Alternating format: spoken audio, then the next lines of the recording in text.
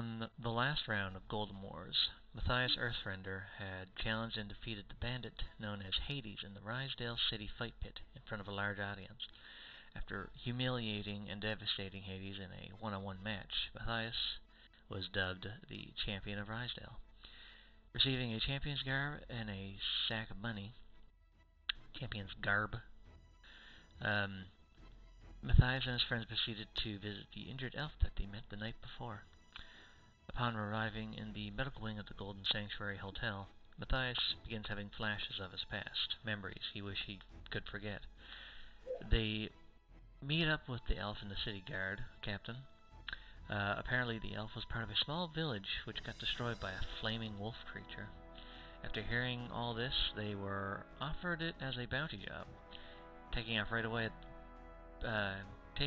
away, the party, Matthias, Athium, and White Rose, their robotic cleric, shortly found signs of a burned village.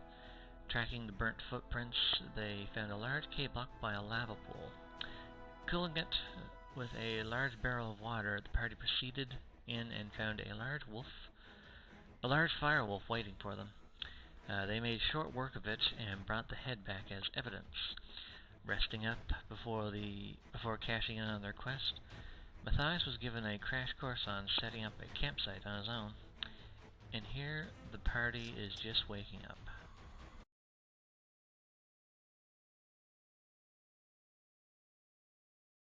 Alright, first off... I'm gonna find where I bookmarked myself here. You can go ahead and do what you're doing. Oh, first off, I press the digitation, I roll up my, futon, make it all nice and neat, and then I press the digitation to make it nice and clean. Stick it back in my pack. Just gonna find my thing.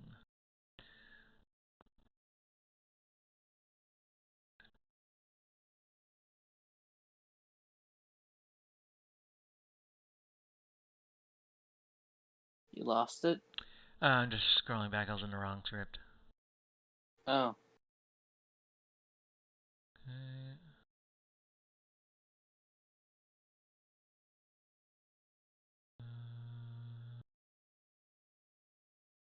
Here we go. So yeah, during the night, Rose was keeping watch, so you're able to get like a full rest without having to actually do night watch.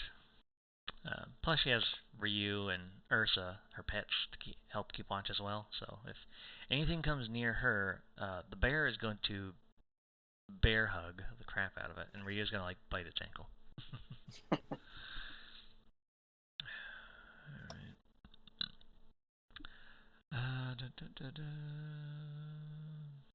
Night. Yeah, the night went by. Nothing attacked you during the night. Well, you're also close to town too, so yeah.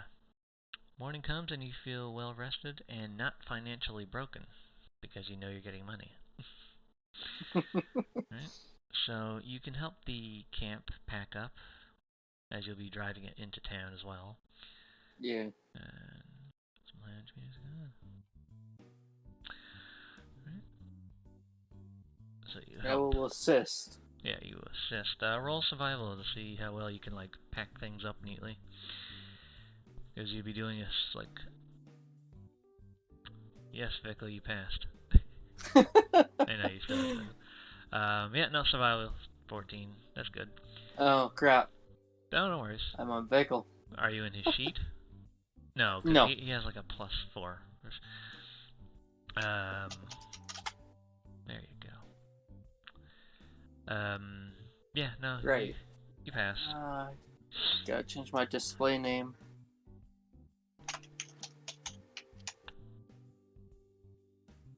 Well, it's not that big a deal if in the chat where it selects like your names that you can speak as. Yeah. You can do that. Because the Watcher that's right next to you, he's always watching. Always. I know. Alright, so I'm gonna pull my laptop a little closer to my face. There we go. I got bad eyes and this screen sucks. But my big screen's like, I need a second one of these. Move some stuff out of the way. Alright. So as you head into town on your pimped out wagon, you notice some commotion in the lower district. Roll perception.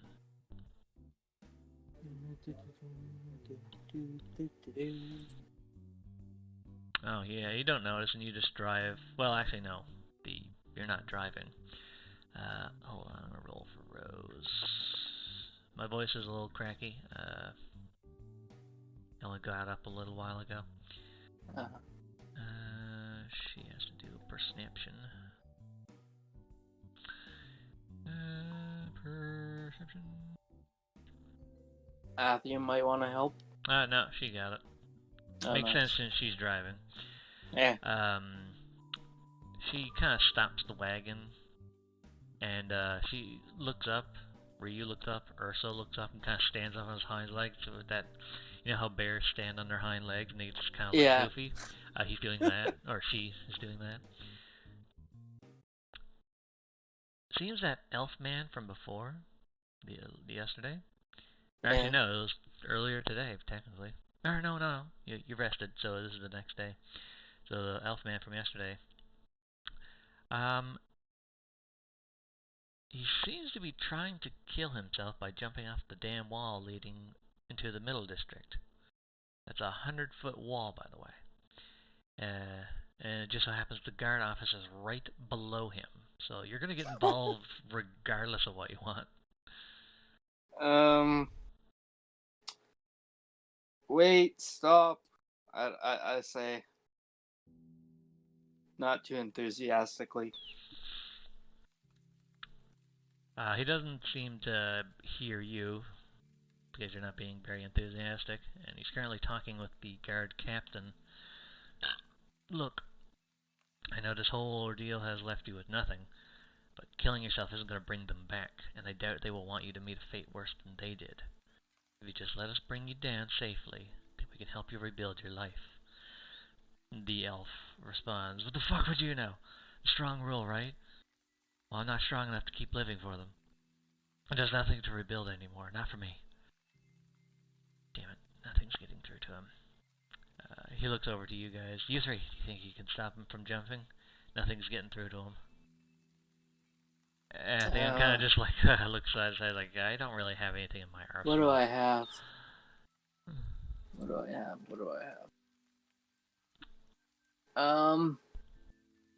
I'm gonna cast web on him. He is out of range, I think. What's the range on web? Let's see. It is 60 feet. Yeah, not close enough. He's on top of a 100-foot wall. Alright, Rose mentions, as you're like kind of like cycling through your spells, like in a video game where you're like, L button to cycle through your spell selection or ability selection. Like, no, not that one, no. Rose mentions, if I can get 40 feet higher, then I would be in range to paralyze him, so someone can bring him down. But if we try to approach, then he will definitely jump. We could try to catch him, but if we fail, then it's over. Alright, I can cast web on the wall and you can climb up. That wouldn't reach. 100-foot wall. Yeah. And she would break the web. Yeah, too heavy? Yeah, she's a robot. Her weight is ridiculous. Hold on. Oh, that's only 30 feet too. Yeah, if only you had spider climb. You could have just cast it on her. Yeah. Well, actually no, because she mentions if we try to like go towards him, he will jump definitely, and we wouldn't get to him in time. And if we tried to catch him, if we failed, it'd be over. We need to like be able to get there right away and stop him. Is the puzzle here? Does anyone have anything to push him forward? If he jumps, I can cast spider or web on the wall, and if somebody has a spell that can hit him to push him into the wall, like the push web. him in, push him into a web like a net. Yeah. That's a good question. Because it would have to be while he's falling, so did he have anything that works while falling?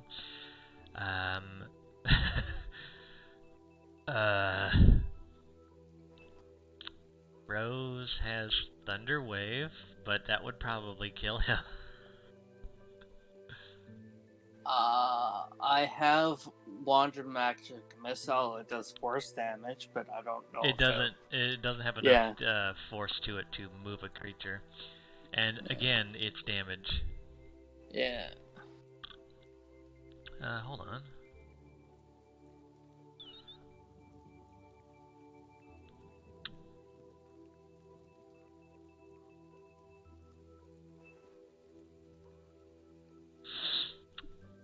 Rose mentions to you. You can cast a web 60 feet up on the wall. Yes. Is the area of the web itself is a 20-foot box or a 20-foot cube, right?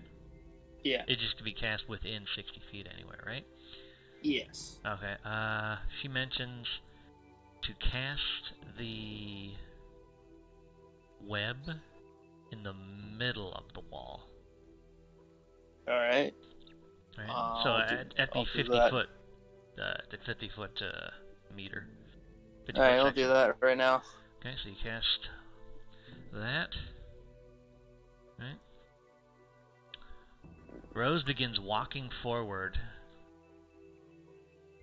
and the guy starts panicking, and she has her arms out open, like she's gonna catch him. Right? The guy he freaks. He doesn't jump, he kind of trips over himself, and then just falls off, and he's just like flailing through the air as he's falling, like spinning. And she casts Gust of Wind. A line of strong wind 60 feet long and 10 feet wide blasts from you in a direction you choose for the spell's duration. Each creature in the line during its turn, each creature that starts its turn in the line must succeed on a strength saving throw or be pushed 15 feet away from you in a direction following the line. Any creature in the line must spend 2 feet of movement for every 1 foot it moves, but since he's in the air, he can't move. The gust disperses gas or vapors, and it extinguishes candles, torches, and familiar unprotected flames in an area. It causes protected flames, such as those of lanterns, to dance wildly, and has a 50% chance to extinguish them. As a bonus action on each of your turns, before the spell ends, you can change the direction that the line blasts, in which the line blasts from you. So as he's falling, she just Avatar Airbender. Yeah, she makes the wall crumble on him. No, she blasts him with a gust of wind into the wall of web. Nice. Right, and he's now stuck in the web, and so they have a chance to get a ladder up there, grab him. The captain kind of just grabs him, drags him down. I got my grappling hook thing. So no, they have a ladder that can reach up so far. So they're able to get him down now that he's halfway down the wall. But he is the whole time he is in. Let's see here.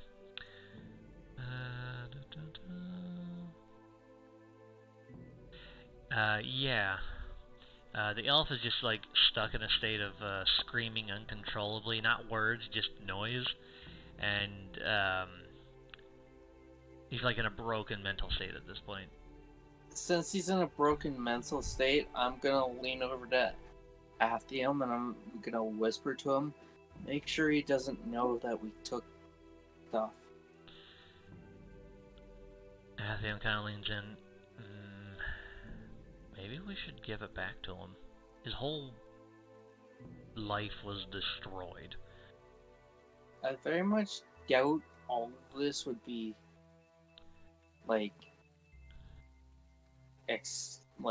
his, first of all. No, but it was from his village that he just had lost. Yeah. And his whole life was destroyed, so except the stuff that was stolen from his village. So we should give it back to him so he has something to start rebuilding his life with. I grumble. I mean, you don't have to. It's just my suggestion. Jeez. I give him some elven. I can possibly give him some elven robes. I mean, we can get. I mean, we don't. If you don't want to give him everything because you're greedy, just give him some things to get him, started. Well, yeah, like something's not everything. That's Yeah, a lot of stuff. we have like some trinkets, weapons, armor, clothing. Like, give him a few things you can keep and sell, and you can rebuild his life. But he looks over at the screaming elf. He's just like flailing around, stuck in a bunch of web. They got him down now. What's her name? Rose does what she did to him before, and robot karate chops him, knocking him out.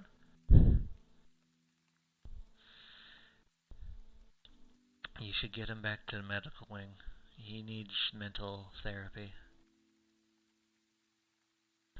Understood. The guard captain just looks at her like, your bedside matters. Something to be discussed. Alright, since you're actually able to do it on your own, a different scene doesn't happen. So as the elf is being escorted back to the medical wing,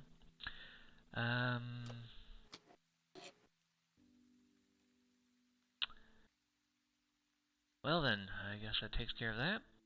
Your friend is probably gonna end up killing someone if he keeps doing things like that. She's standing right next to him. Anyway, how'd that job turn out? For the sake of brevity, you explain what happened to the job. Yeah. There you go. Because you can't recap stories if your life depended on it. I wrote that. Sure enough.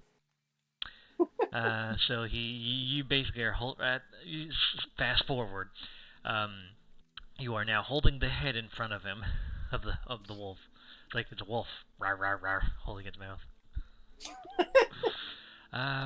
Bring the wolf head to the magic shop so Lithia can study it. If anyone can find a reason something like this can exist, it's her. As for your payment, come with me to the guard office and I'll gather your payment for you.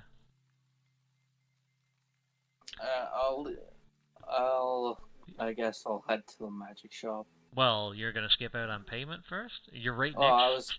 You're right next to the guard office. I was gonna have the others go to the guard office to collect payment for us.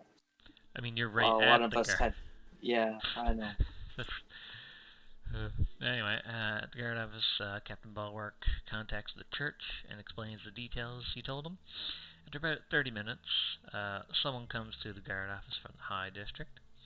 It's a dwarf man wearing some robes with metal plates in certain areas. The plates all have symbols. That's weird. The plates all have symbols of fire on them. Dwarf, here's your payment for your services. He hands each of you 150 gold. Oh, sweet. Yeah, and you each get an amulet with the symbol of Ifrit on it, which is a gauntlet with an explosion behind it. A gauntlet with an explosion behind it? That's the symbol. What you got is just an amulet. That symbol. Yep. Rose has money again, and so does Athium. And so do I. Yay. Yeah, because you burnt it all on your razor shield. Also, remember, you can use your healing spell now, too. Because Athium gave you a whole bunch of darts. Alright. May Ifrit reduce your foes to ash. The dwarf takes his leave and heads back up to High District. The captain, thank you for dealing with the threat. I hear you're also going to be entering the tournament up in the mountains. If so, you should get ready and leave as soon as possible. The tournament doesn't officially start until the roster is filled, so there's no exact deadline. But there have been people coming in and heading up to the mountains shortly after arriving, so you might want to get going as soon as you can. Alright. And so you got your money. Yes. And the only thing to do is to go to the magic shop. One place I don't really want to visit, but we shall go. They will go with you. Alright, I gotta scroll back up to the magic shop thing. Alright. So, you head on. It's early day still. As you enter as you head to the magic shop, you feel that ominous aura again. Good, the shit. Roll Arcana. Sure thing. You don't know what it causes, but it's probably, like you said, or like someone told you, the shop owner is very powerful. I don't like this place. Scary magic place. I feel like I'm not in control.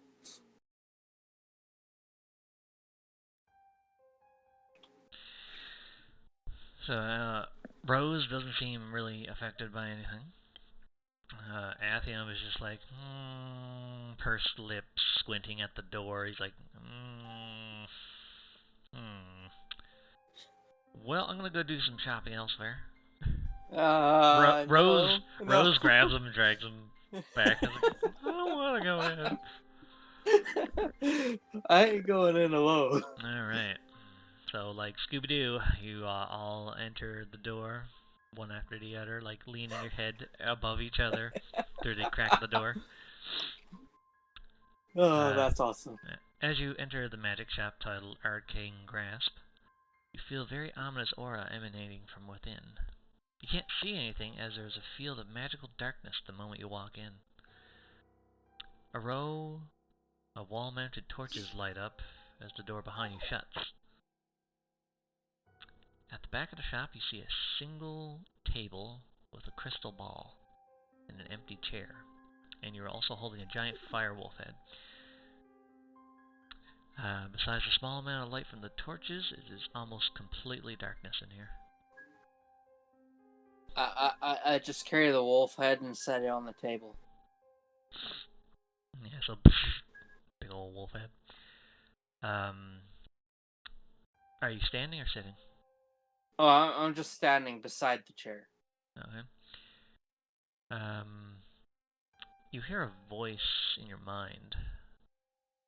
It asks you to take a seat. Just you. Alright, I'm going to grab Athium and kind of give a glance to White Rose and try and push him into the chair. Sleight of hand?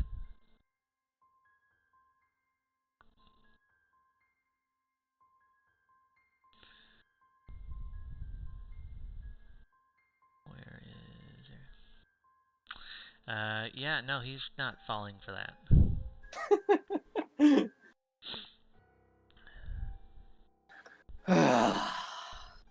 I grumpily sit down on the chair. Alright, so you sit down.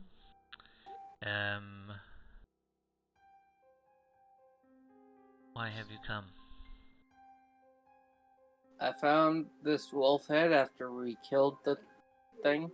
It was made of fire. It destroyed a village. It was probably under control of somebody else. We were wondering if you could tell us what it is.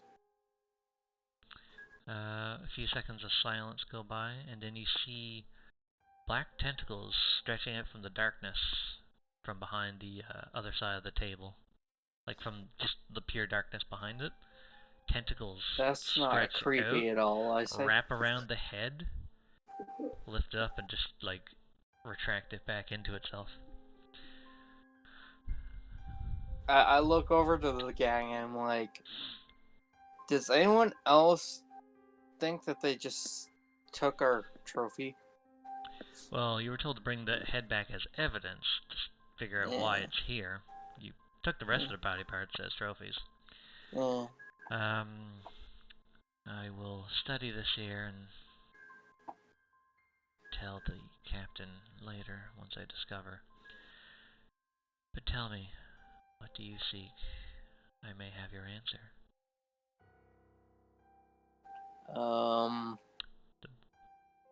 the voice basically is saying, if there's something you wish to know, it could probably answer it for you. Oh, like fortune telling? Maybe.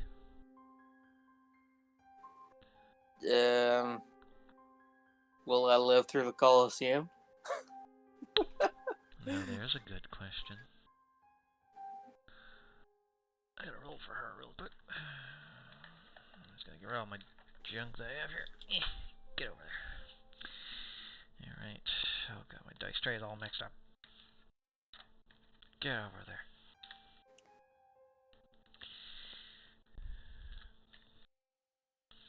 This is the magic shop, by the way. Alright. The crystal ball begins to glow, and you see yourself fighting in an arena with your teammates. And you see just a massive hulking shadow. You can't see what it's coming from. It's like the viewpoint is from the shadow itself. It is looking down at you, and you can pick out the silhouette of a giant axe, I think it was. Actually, I have to double check that. I'm pretty sure it's an axe. Nope. Under here. There. Where did I put him? Alright. Yeah, it's a giant axe. Just a massive, like, great axe. And, you see the silhouette, like in a classic horror movie, swing down, and then the vision disappears. But it only showed you being slain. It doesn't mean... Roll an insight, actually. Well, that's not ominous at all. It showed you and your allies fighting, but it only showed you being struck down and the vision ending. Your allies didn't. Yeah, that's not ominous at all. Rose points out, well, if he dies, I might be able to bring him back. So you asked the question, will you die in the tournament? That doesn't mean you'll lose in the tournament. Yeah. Alright, But now, first one was for free. If you wish to Alright. ask another, it'll be 5 gold. Now, I will point out, you don't have to do this. This just basically gives you insight on the future. Yeah. So you know what path to take, because there's an actual spell that does this. Oh, yeah. Yeah, there's a spell like, I can't remember the name off the top of my head, but basically you contact like a higher power, and they give you an answer about like, basically like, is this path, is this direction, or this choice good or bad, and then they'll give you an answer, essentially. Alright. I don't have any more of those kind of questions. I do have a question if you have any more healing herbs, though.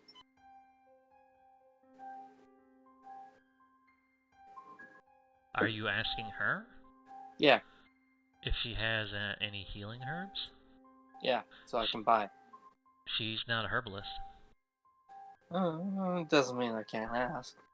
You know that the herbalist is the place where you got the mount and the wagon. I know. No, I do not sell in herbalism. Okay. Is there something... Anyone else have any questions?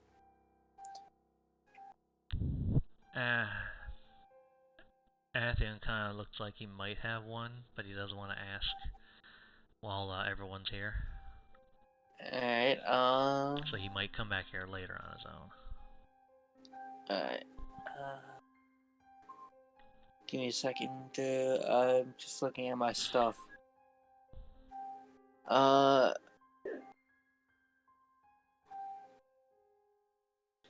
The Goliath skull burnt black. Right. That was from the previous. Alright. That was from the job you just did. Yeah. You could ask about that. No, I'll leave it for now. I mean, find out who it was, and then maybe return it to family members or something. At the cost of 5 gold? Yeah, but you might get more. Oh, fine. I mean, you don't have to. I'm just giving suggestions. I know. I'll ask about it, because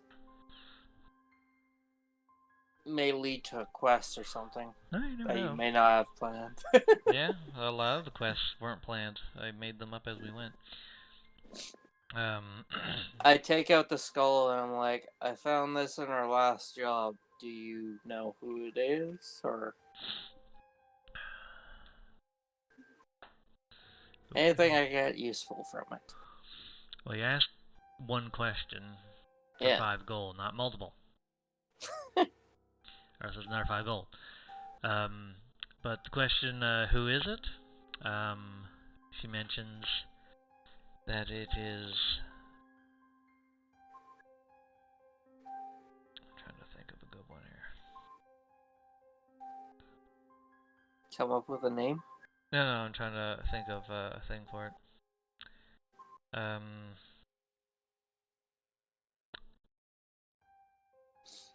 It was a relative of Hades.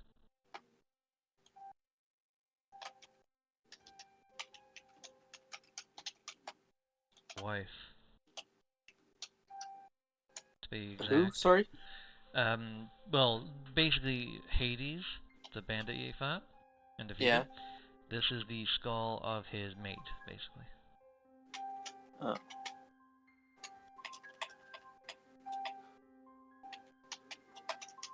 Okay.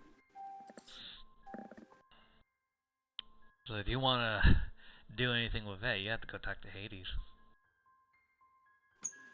Alright. That's gonna be awkward, but okay. Thank you. The crystal ball just fades out. And in the background you see 2 glowing eyes looking back at you. Large, glowing eyes. And just like a maw of tentacles. Yeah, that's not creepy at all. I get up and I'm like, White Rose, do you have anything to ask? No, I have no questions for this monster. Well, that's rude. You don't actually know it's a monster. It could just be a magical image. You hear like a small, not sinister, but just like in the situation, it's very unsettling. Just a laughter, a small one, not big. A chuckle. There you go. You say it's just a magical image. I said it could be. I don't know. I'm just no. The voice is speaking back. No. You say it's just a magical image. As the person walks forward. And you see the shop owner, Lithia. Huh. Interesting. Yeah. Roll Arcana. Alright.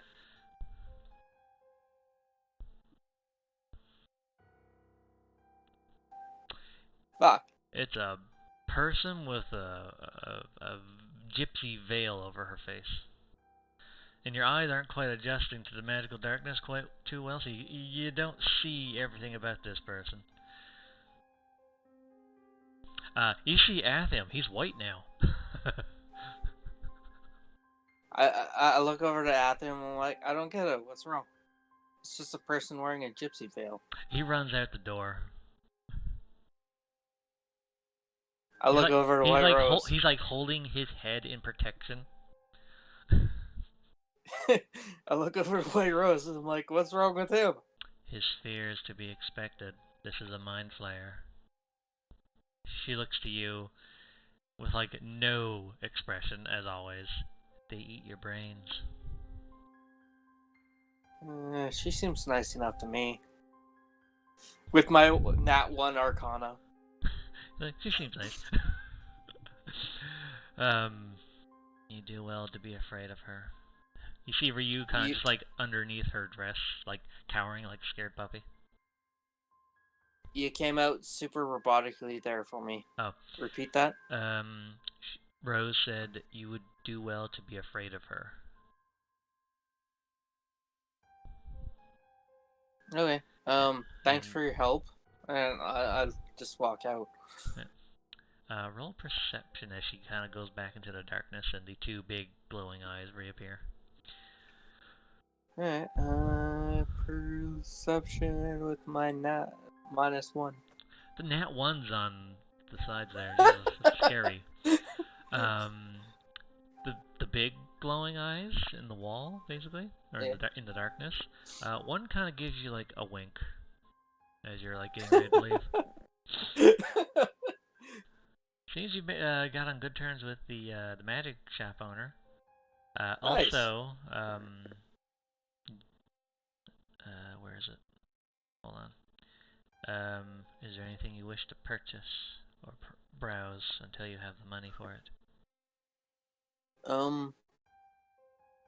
I can't think of anything at the moment because I'm kind of. The only thing she has available in the magic shop, it should be available there now, in the list of things in the player folder. Alright. Magic shop, arcane grass. The cheapest thing is a bag of holding, which is 800 gold. Yeah, I saw that now. Yeah. I remember.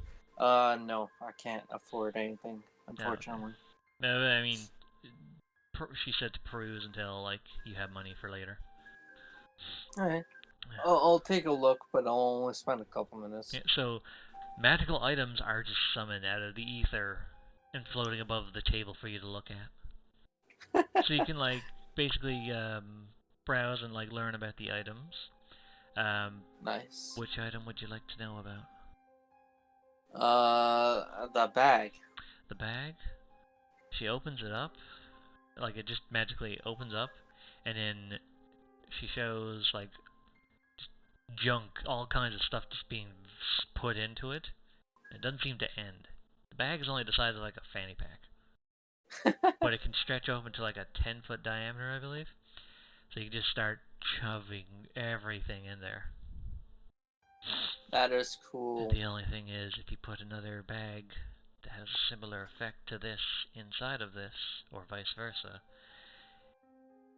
both will be destroyed as well as all contents, and a portal to the astral plane will open up and suck you into it. That is uncool. And if it gets ruptured, the same will also happen, so be careful. Definitely. It can only hold up to 500 pounds of things. Alright. I'll definitely be looking into that. Yeah. What is the size matters? Size matters? Ah, yes.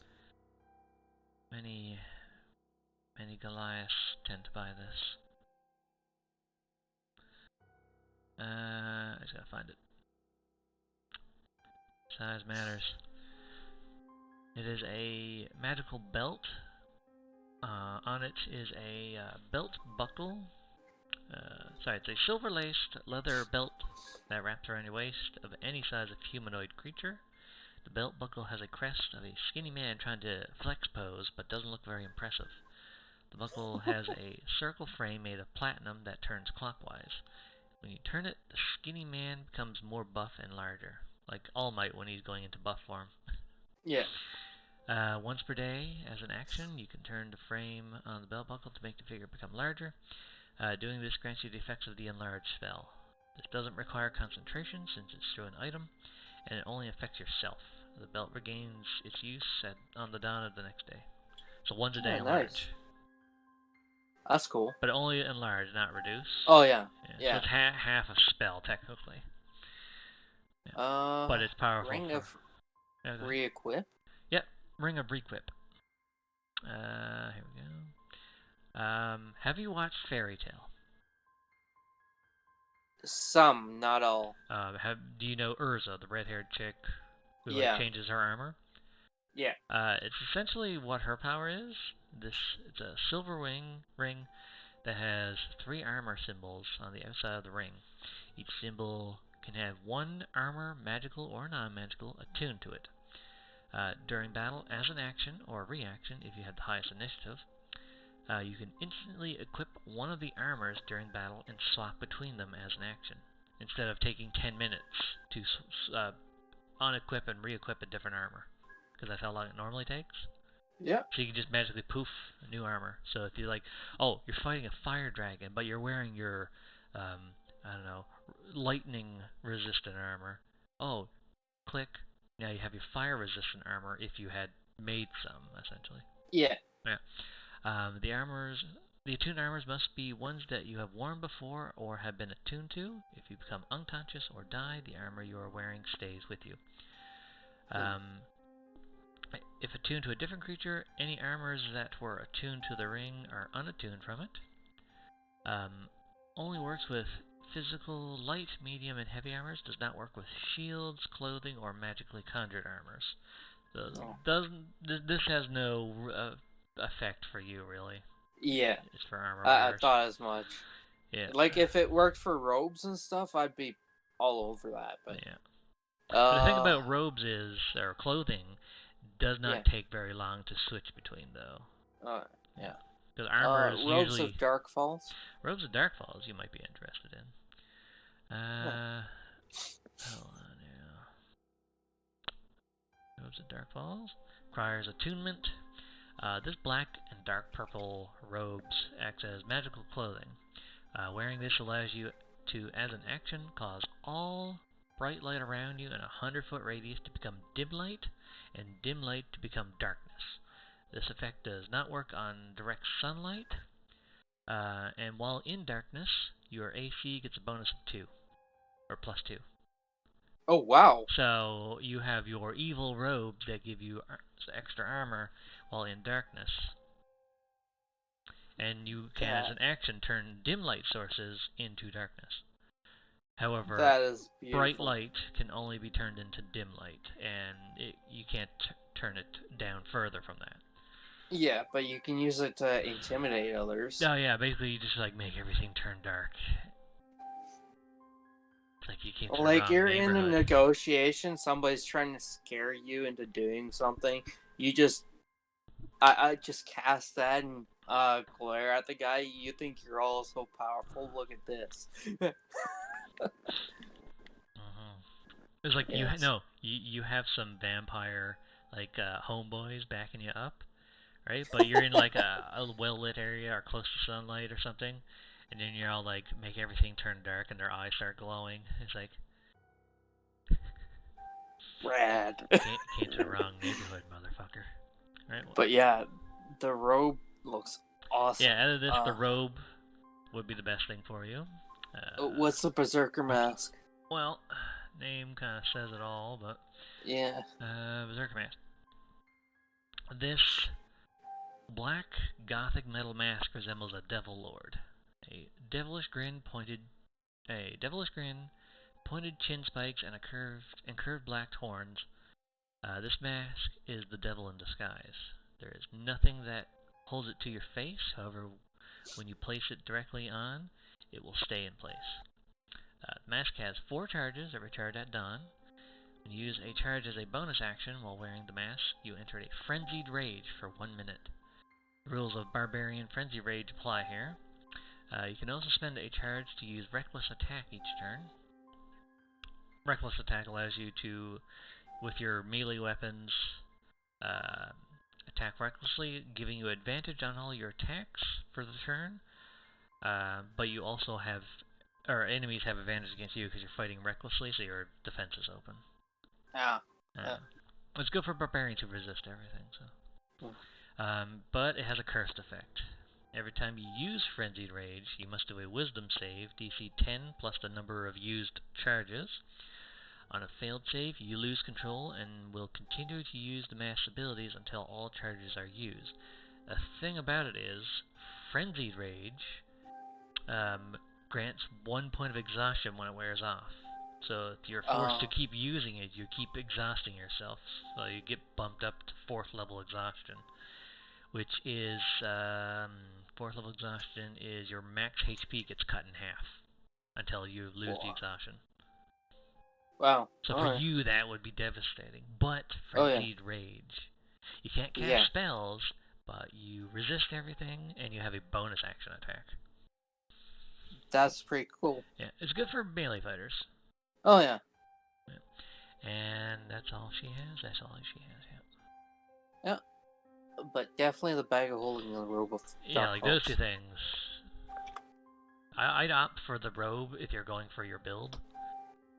Yeah. Because you have a wagon to put your excess stuff on anyway. Oh, yeah. The bag of holding is just like, oh, well, the wagon can't fit here, but there's lots of stuff in here that I want. Mm. It's like, oh, this treasure chest, I can't open it. Just put the chest in the bag.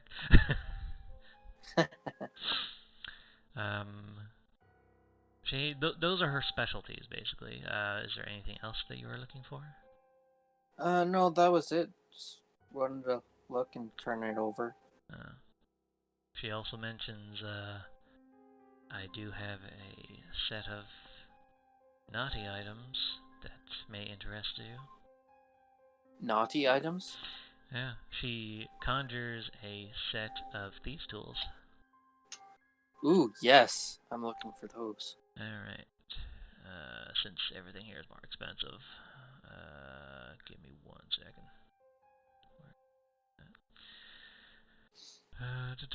Doodly-doo. So these would be 50 gold. Oh, that's expensive.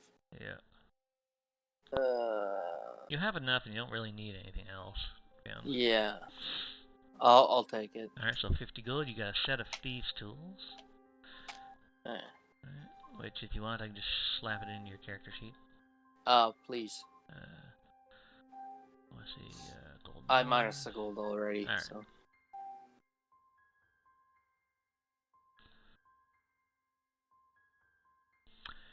These tools, Blues Clues. Alright. So now, you don't have to use the dart, and you don't have disadvantage because you're using an improvised. You're using the normal one now. You still only have that +1, but the proficiency increases, so, you know. Yeah. It'll increase in time. Actually, in the next level up it will, because that's when your the thing bumps up. Nice. So yeah, something to look forward to. All right, that's all there is for now. Alright. Yep, that's it. All right. As you leave, you stop feeling that ominous feeling after you leave. Nice. Yeah, it's almost like now that you went in there and like dealt with it, it's like, oh, it's not that big a deal. Also, your failed Arcana to know what that thing is. You're like, I don't really know what it is, so whatever. She seems nice. Yeah. Athium is outside throwing up from the anxiety. And Rose is just like standing there, blank face, rubbing his back. I'm like, guys, it wasn't a big deal. She seemed nice. Athium, he's pink at this point. Some of the color's coming back to his skin. Mind flayers are the stuff of nightmares. They live in the Underdark. They summon all kinds of horrible aberrations. You know what a beholder is? Giant eyeball with tentacles? Yes. Yeah, those are allies to it. Don't even get me started on Elderbrains, their leader. Think of a giant lake. Inside the lake is a giant brain. Extending from the brain are tentacles that can destroy you mentally and physically at the same time by just being around it. Okay, that's scary, but she seems nice. Well, yeah, it's because the mind flayers are generally more sentient, and sometimes you meet some that are not pure fucking evil. Sometimes.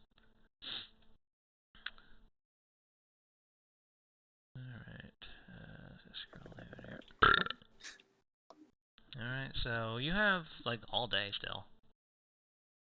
Hey, I want to head back to the guard station. Why?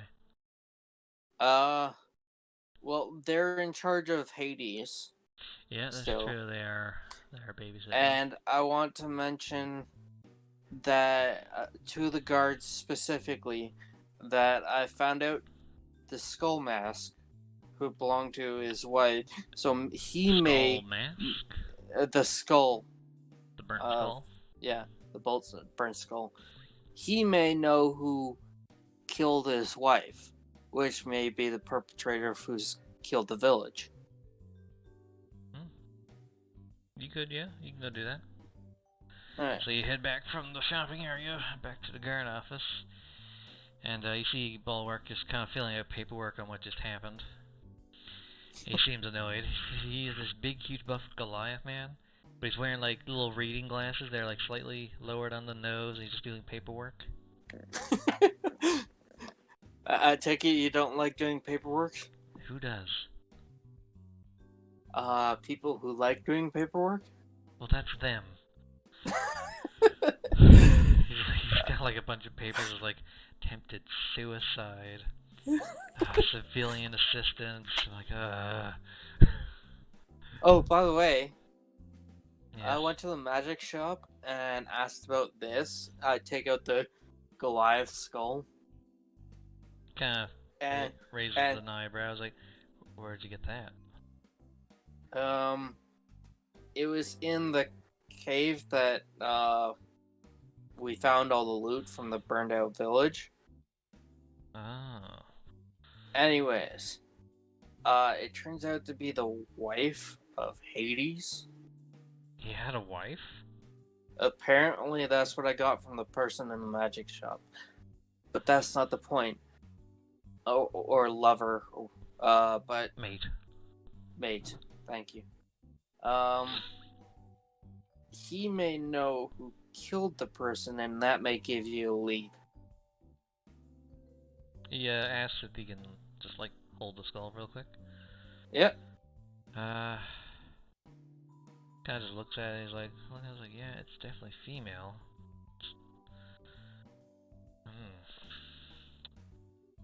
We never knew he had a mate, but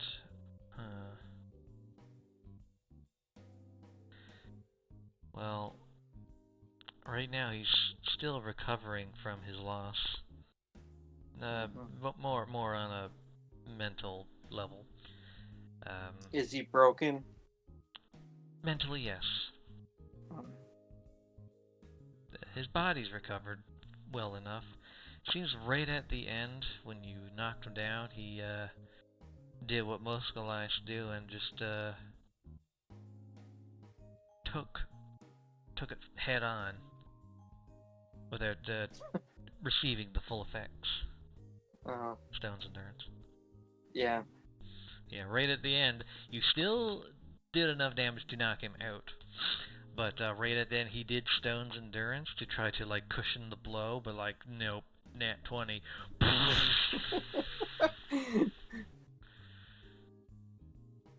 Yeah. Plus with the exhaustion, like he wasn't gonna get back up anyway. Oh yeah. So yeah, you might want to question him about the details of the death of his mate. He may give you information. We will.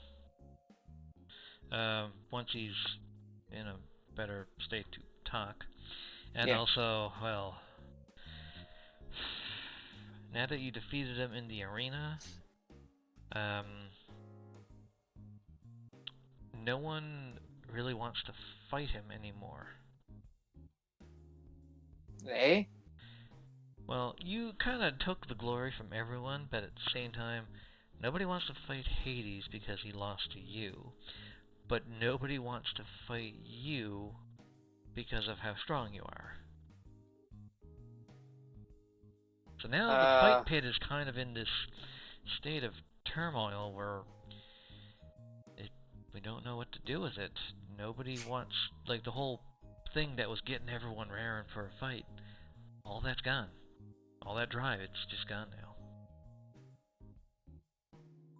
now. What did I do? What did I do? You went beyond plus ultra. Literally.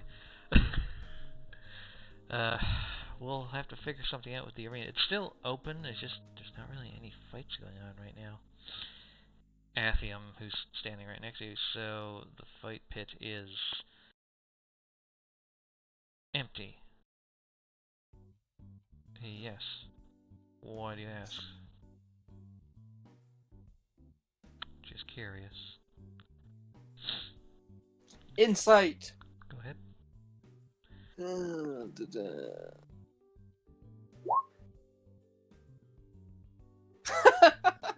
Just like as he says, like, it's empty.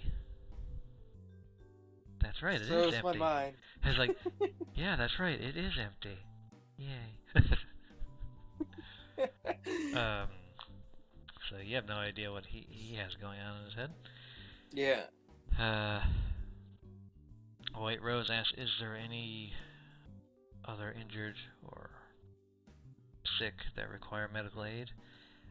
No, you've pretty much dealt with all of the medical needs of this city within just a couple days. I see. Then my services here are done. Hey, White Rose, do you seem disappointed? I do not understand disappointment. I'm designed to be a medic. I have done my job. Now I move on to the next area that requires medical aid. Okay. To the Coliseum?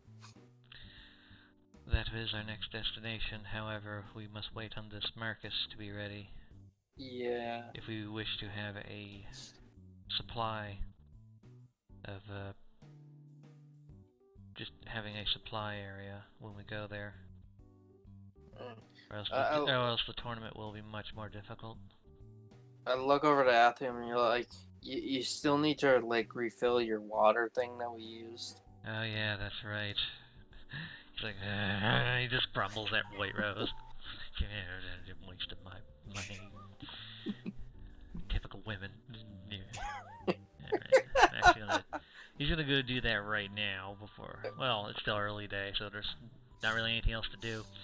So he goes that, fills up the thing, since you're traveling together on the wagon. After you guys go back to camp to set it back up for the night, set it up for the day. It's still early day. You literally have all day to just do whatever you feel like doing. Alright, I'm gonna try and... Oh, go ahead. Huh? Go ahead. I'm gonna try and open those chests. Alright, you have proper thieves' tools now, so you can spend a couple hours trying to figure those out. So there's 3 chests. Alright. And hold on, I gotta find where I put them. I put them in someone's inventory.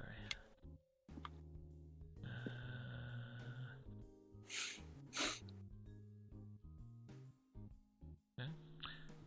Oh, what did you want to do with the crate of elven stuff? Did you want to give some to the guy?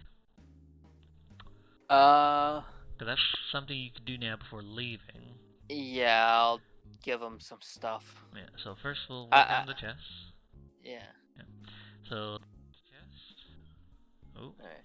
hold on, my headset is going weird. It just beeped.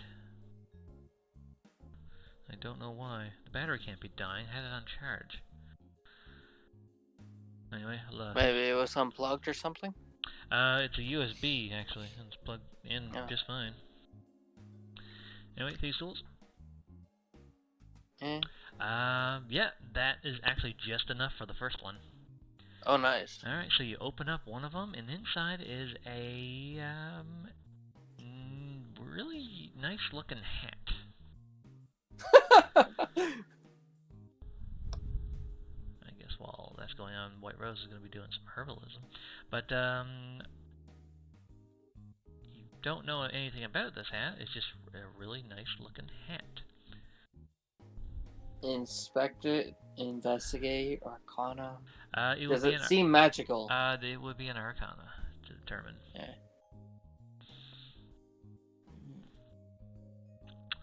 You have you sense some magic, but you have no idea what it does. A white rose. She looks over as she's doing some herbalism. Yes. What do you require? When you're done doing your herbalism, do you want to check She is this done. to see? I am done herbalism now. Uh, She just rolled a 25, so she made the rest of her potions. oh, nice. So that is another 3 potions that she made while you're at camp. Very nice. Yeah, so she has a nice surplus of them. She got 6 spare Very potions. Do you want to check this hat? It seems magical. She holds it. Her eyes start beeping. Dial up internet. Click.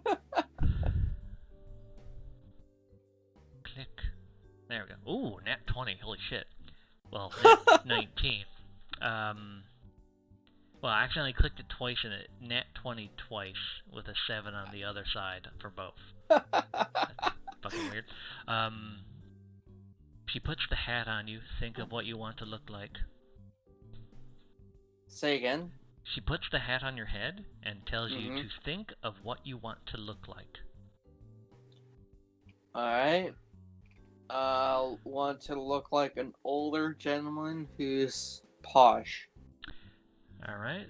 You feel something weird, tingly go through your body. She holds a mirror up. You are now an older gentleman. You're like a fancy, refined old gentleman. Square jaw. Oh, You are JoJo Face, but old man. You are Joseph Joestar, the older guy, the grandpa. This is a hat of disguise. And hold on, I will get you the description here. that is amazing. Yeah, I was going through like, well, what's some nice, fun magic items that aren't overpowered? So I was like, oh, okay. It does require attunement. It's uncommon, so it's not rare or special. It's just while wearing this hat, you can use an action to cast a disguise self spell from it at will. The spell ends if the hat is removed. So basically, you now have, while you're attuned to this, you have disguise self spell as a cantrip, basically. That's cool. I know, but that is really cool. Yeah, it's just meant for deception. So I will put that into your thing. Hold on. Yep. Okay.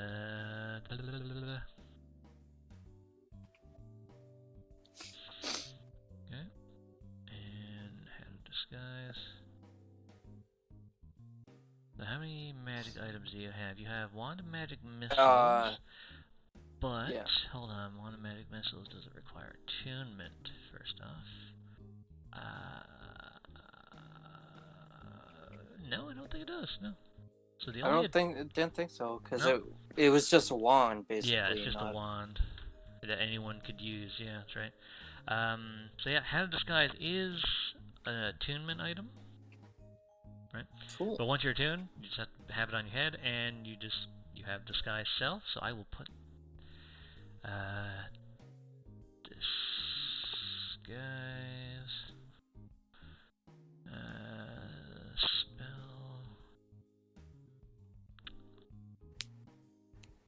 Right, it's a level 1 spell, and here I'll do this.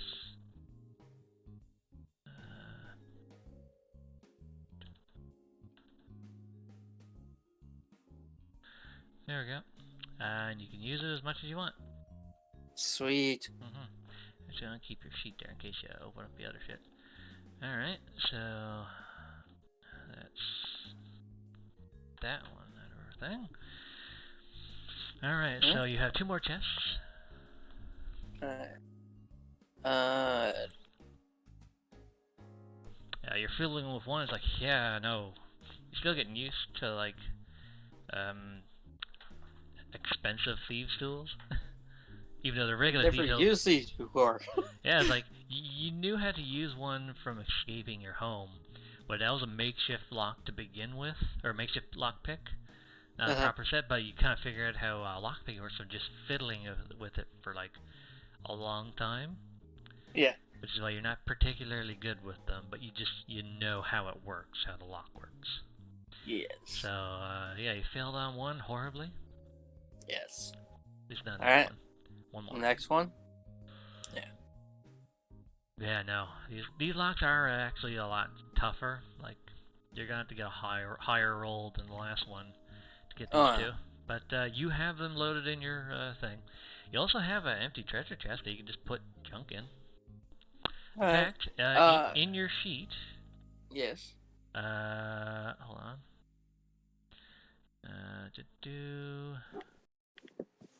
So you have this treasure. Then you have the wagon. So, chest. And...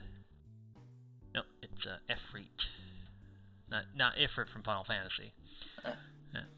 Yeah. Efreet from Tales games. Crap, I forgot to ask about the magic furnace colts.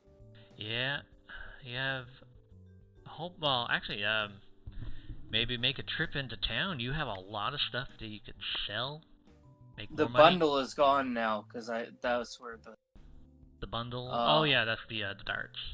Yeah. Also, you don't have the skull anymore because you gave that to the guard captain. He's gonna talk to Hades about that.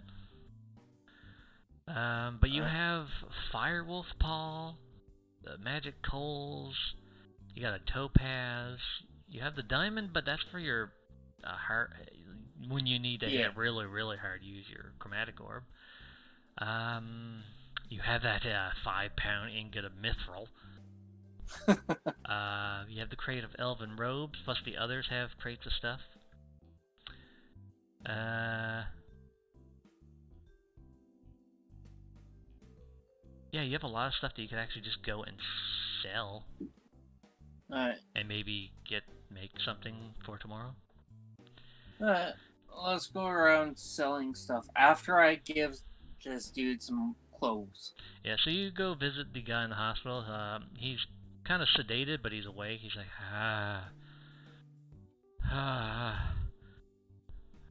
not falling anymore. He still thinks he's falling.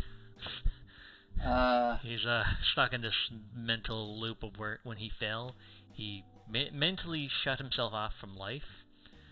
So like, his last memory is that of falling, and after that, he doesn't understand what's happening to him. But you have some guards there and some medics. I pick out some robes that may look like they fit his size. Mm-hmm. And it just like one or two, and I'm like, this may help you get a new lease on life. And I hand them to him. Mm-hmm. There's also a crate of weapons, armor, trinkets. And let's give him a little bit of everything. Yeah. Right. So she, what's her name? White Rose has the weapon crate of chakrams. So she pulls out a set of chakrams to give him to defend himself. Alright. He's like seeing all this, and you see tears kind of welling up in his eyes. It's like he remembers all these things. See the robes. See a set of, what was it, the elven chain shirts. That's folded up and placed there with the clothes. Chakrams, robes, the armor. Oh, and the trinkets. It was rings, I believe, wasn't it? Yes. I believe Athium took that. Yes, crate of elven rings. So he places a ring down here with the other stuff. It's like, we found this here. We don't bring the crate in. We just bring one of each from the wagon. Yeah. So you each kind of like give him these gifts that you retrieved from the village. So we found this. We managed to salvage some of the elven culture. And like one after the other is placed here next to his bed, and he's just tears sogging the fucking pillow. He holds the ring. I think my wife made this. He rubs his hand over like the chakrams. My son, he was learning how to craft weapons. He designed this type of chakram. And he goes over like the chain shirt. He's like, I made this to protect our clan. And the robes. I don't remember who made these. I think maybe the village elder. Mine is a little cloudy right now. He looks up to you, his eyes are just like watered over. Thank you. I don't know how to repay you for this. Well, when you get yourself back on your feet, then you can come up with an idea to do so. Live on. Roll persuasion with advantage. You actually said something good. Well, there you go. Didn't need the advantage, but yes. Even still. I will. I don't know how, but I will find a way to repay you someday. And he kind of just like starts like passing out. Yeah. He is like super sedated right now. Dope chop, yeah. He's like, I'm so fucking high right now. Wonder if he'll even remember what we look like. Well, Matthew points out, like, well, if he doesn't, we can remind him by pointing out all the stuff he's wearing. Huh? Rose is like, you two are despicable. What? The man lost everything, and you're giving him a fraction of the stuff you took from the stolen goods of his village, and then told him to repay you later. You're despicable. And she walked off. We're giving him a new lease on life. That isn't despicable. Roll insight on Rose. You get the sense that if Rose had her way, she would have gave all of the stuff back to him. Yeah. Instead of just like something to wear and something to defend himself and something to protect himself and a ring. She would have given him like all the stuff back so like he could get some money to actually rebuild his life. That's what she would have done. Yeah. Athene was like, give him a little bit just so he has something. And you were like, no, keep all of it. Well, I came around. Yeah, but originally you wanted to just keep all of it. Athene was like in between, and Rose was like, no, give him everything. Three different opinions. Yeah. She's good, you're evil, Athene's neutral. It makes sense. Maybe that's why the party works so well. So yeah, now that that's done, what do you want to do? The companions will go with you. They have stuff that they could probably do as well. Well, let's see if we can get rid of this stuff, guys. Yeah, so the, which one do you want to get rid of first? The weapons and armor you could do at the blacksmith. Let's head there first. Alrighty. So you go to the Iron Bicep, which I love the name of. It's just, you go inside, it's just like you hear flexing. Yeah, feel that burn! Clang. Pump it harder! Then yeah, clang. Smells like fucking body sweat and forge fumes as normal. And you see, what's his name? Gigas, the shop owner. Oh, back. Are you buying something again? Please tell me you're buying something again. He's like, no. He looks like, he's like, please buy something.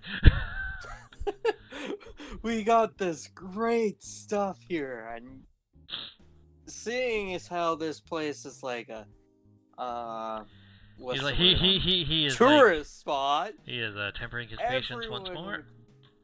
Huh? He's tempering his patience once more.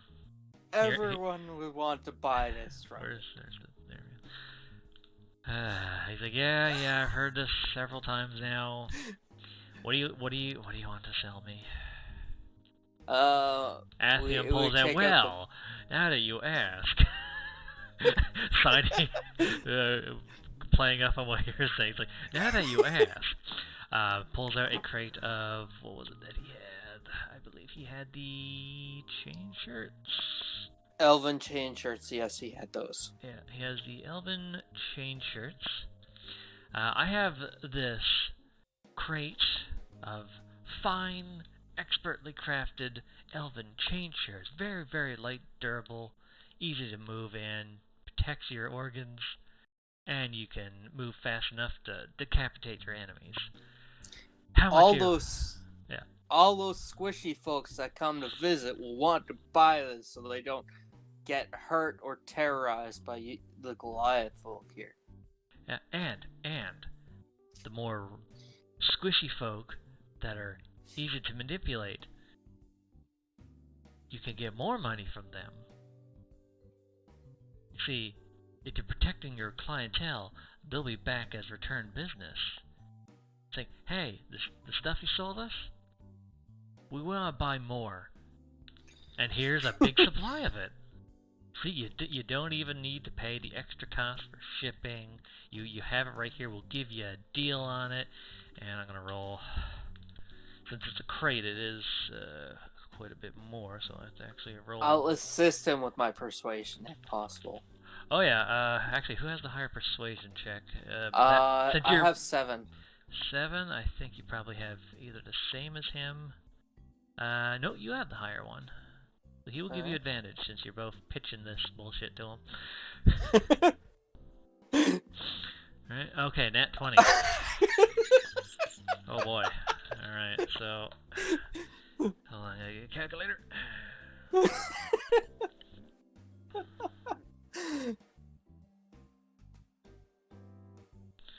so that is... not bad.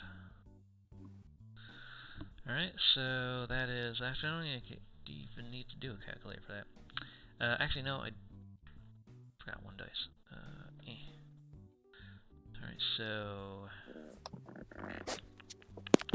For the crate of elven chain shirts, he will give you... Make sure I'm adding that correctly in my head. Hold on. That plus that. Tell me the number and I'll add it up on my calculator. I already have it here. I thought I had it added in my head correctly. I was like, wait, just want to make sure. For the crate of the elven chain shirts, he pays. Now this is paid to the party. How you divide it is up to you. 125 gold for that crate. Alright. Alright. Okay. We'll divide it up afterwards. Yeah, so just put that down as 125 gold. I'll write that there. Okay, and then they go back. Athium runs back out, grabs the crate of elven chakrams,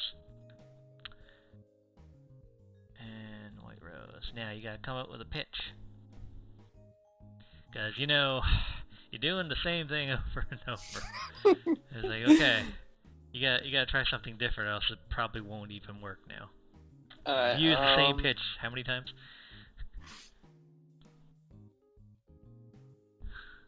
Well, you think about it, squishy tourists might want to...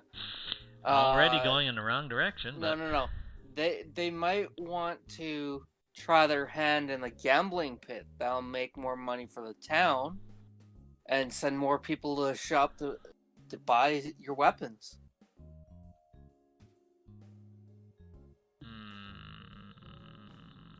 Roll persuasion with disadvantage, unfortunately. Yeah.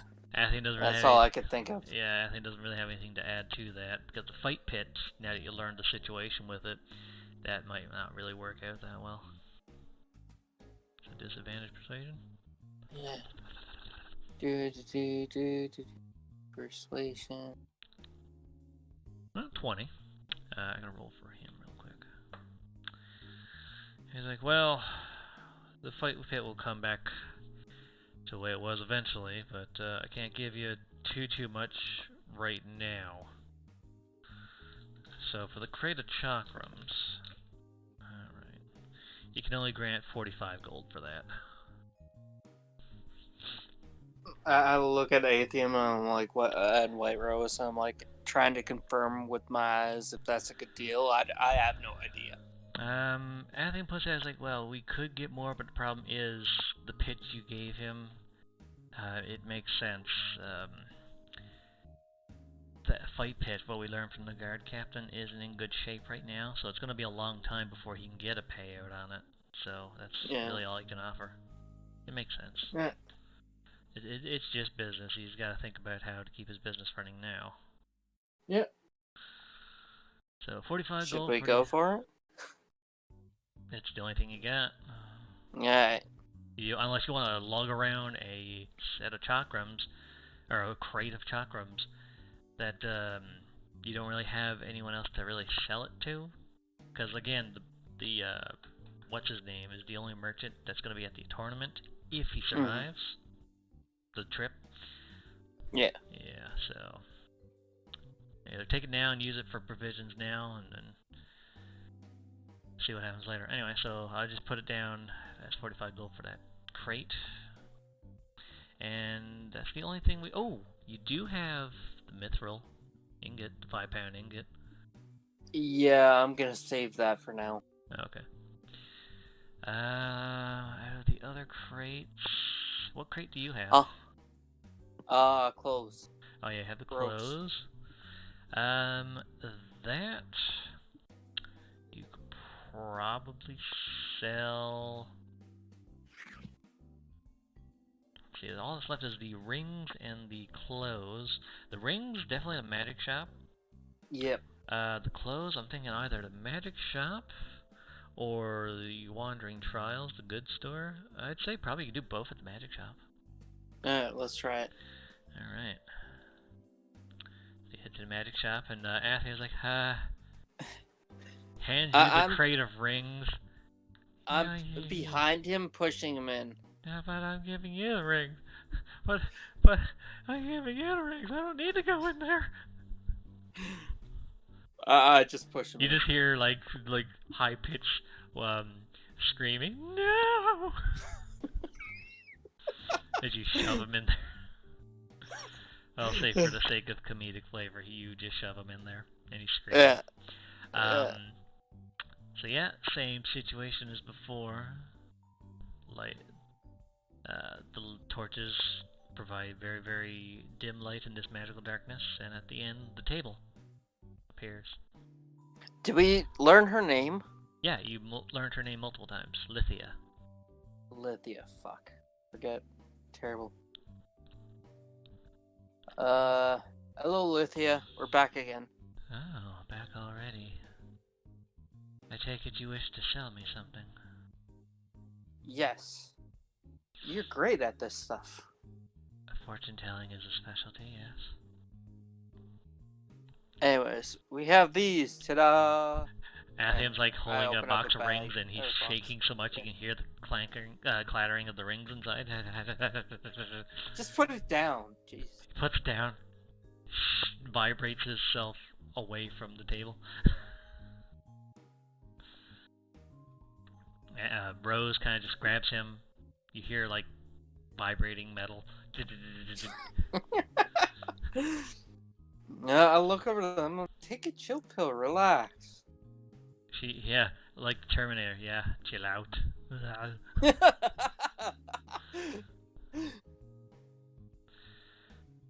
But anyway, so you're the only one that can really talk for this. You get the robes and the rings. Yeah. I show her the robes and the ring. You have your specialty for robes. I'm pretty sure you would be able to sell this for a pretty penny, especially since they're elven make. A tentacle reaches out and kind of just like feels around the robes. It's not gooey tentacle or anything like that. Yeah. It's not that kind of Ooh, that's a high roll. I could enchant these to do an assortment of things. I can take these off your hands. However, what price were you thinking of?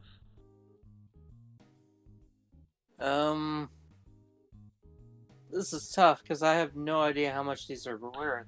Yeah, because these are clothes, which are generally, even like richer clothes, are not like large amounts of money. Though it's a crate, still not going to get a massive amount. Not like that crate of was it the the chakrams? I think got the higher amount. No, the elven chain shirts got a lot. The chain shirts, but that's armor. They're more expensive anyway. Yeah. So you remember the price you got on a crate of armor that was also elven make, so a crate of 125, yeah. So you remember that, just because it happened, and then you think about clothing, and then roll fancy clothing's probably about 5 gold each. They can sell them for that. But since you're going to enchant them. Yeah. And you're going to enchant them, so minus the cost of enchanting, you're probably going to get at least 1,200 for them. So maybe 30 gold pop? They are elven make. Yeah, I know. Yeah, she already analyzed them to see how good they are, since she got a high roll, so she knows how good they are. But roll persuasion. 19, not bad. Roll for her. Ooh, so she technically beat you, but she can still give you a nice chunk. She's not going to give you 30 gold per row, but she'll give you a nice amount. And I'm going to roll. Let's see. Yeah, roll that. And I'll roll another set to see which one's higher. Okay, so do. So for the crate, she can give you 45 gold.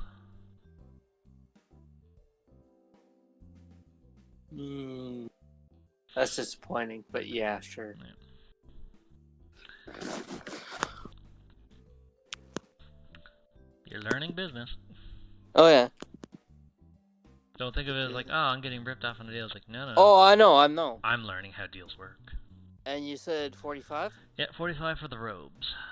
So just put it on the thing, and then we'll add them all up and divide it. Yeah, I'm adding it all together. Okay.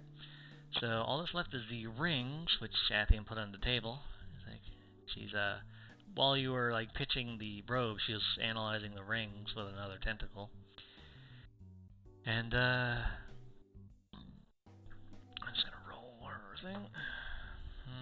These are very exquisite robes or rings. Robes.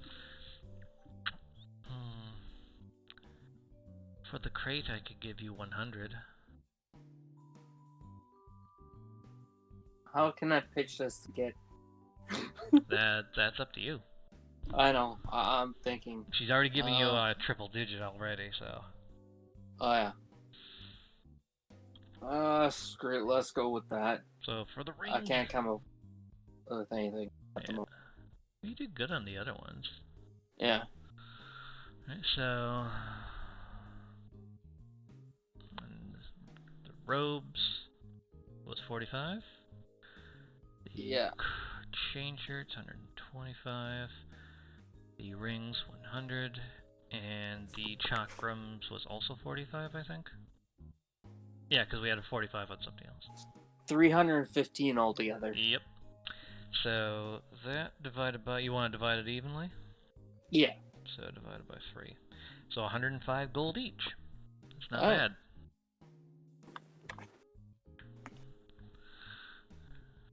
Alright, so Athium, you're going to get some more money. Aha, 201 gold. Let's see here. I gotta do math. I gotta save up for plussing my shield. Yeah.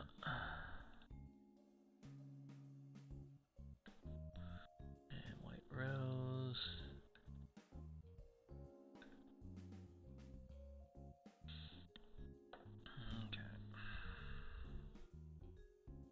Captain America shield. America, fuck yeah.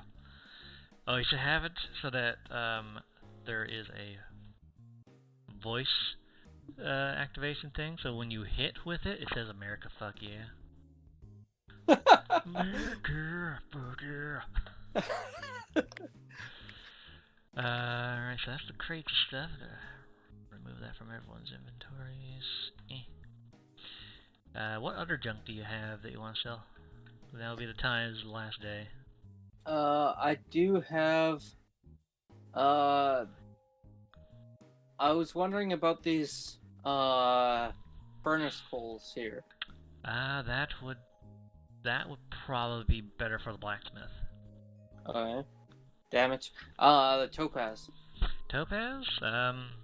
You were able to determine the value for it is about 13 gold worth. 13 gold, yeah. So you hold it, this gem is like, she could use that and add it into a ring. Alright. So I'll sell that. So 13 gold for that. And I have no idea what to do with the fire paw. Again, that will probably be blacksmith. Alright. That's pretty much it.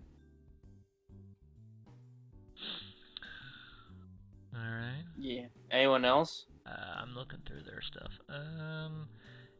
She has the fur and the paw from a wolf, but she could have that turned into, like, something to go with an armor. Because she's a heavy armor user. Yeah. Or maybe she would like a dress. Nah. Armor is more important. Plus her armor and clothes are integrated together. Yeah, that's all Athium has as well. Alright, so... yeah, blacksmith again.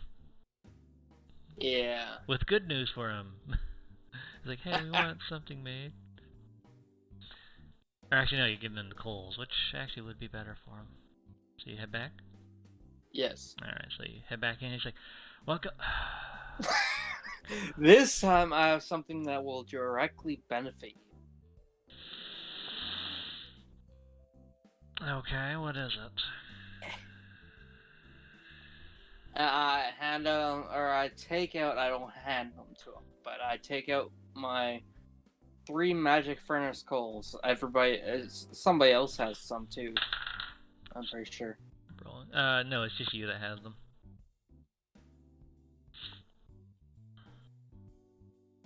So, he takes a look at them. I could definitely improve my furnace with this. Where'd you get these?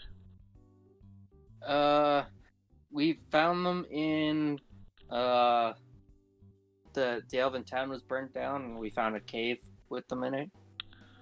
Elven village with magic coals. No wonder they make good stuff.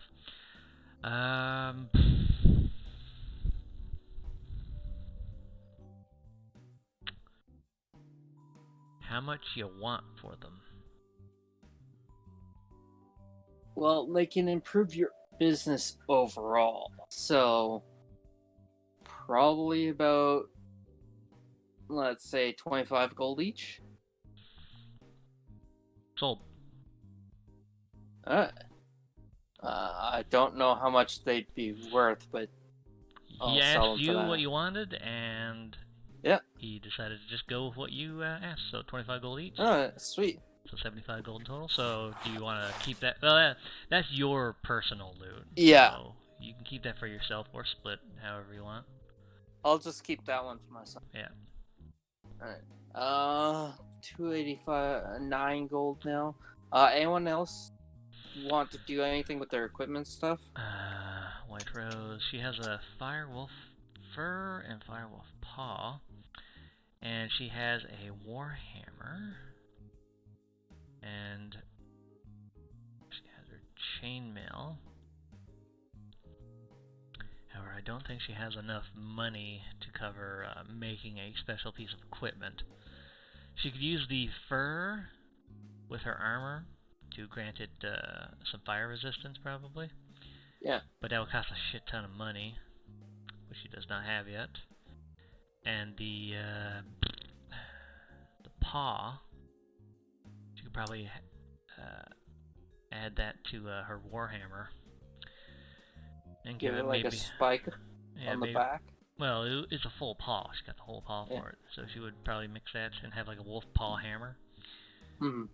right? Or maybe instead of a hammer, get like a set of actual like claws, like a claw gauntlet. She has gauntlets with her armor, Hmm. so she could integrate that together and have like a fire claw. Would that be considered an exotic weapon? Gauntlets are, but gauntlets are simple enough that It could be considered a simple weapon. no, they're still exotic weapons, but she would have proficiency with it because she uses something that incorporates that type of weapon anyway. Oh, Yeah. I can give her, if she wants to go that route, I can give her the other firepower that I have. I don't see myself using for anything, so. Yeah. But the thing is, she only needs really one, because she uses a shield in one hand, so the other hand will be the weapon. Yeah, so she really only needs the one. But if she had two, she could probably merge it with her warhammer. This is a bigger weapon. I can do that. So, 2 paws. Hold on. What's up? Busy? Yeah, I'm in the game still. Why?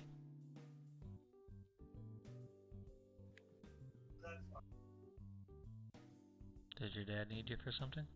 Yeah, he needs me for 5 minutes. You want to put it on pause? Yeah. Hold on now. Pause. And we're unpaused. So, White Rose decided that she's going to instead upgrade her armor with the wolf fur that she gathered. The price that Gigas gave her is 270, which she does not have enough for. She will pay the majority herself. Yeah. But she does need another 11 gold. Oh, I can get that. I mean, that was for when Toast Pass was, basically, so. Yeah, so you give her 11 I gold. had her. Yeah. And, it's going to be a rush order, so it's going to be another 30 gold, but Athium says that he will cover the other 30. What? So that brings him down to doodle-doodle-doo math. Yeah, there we go.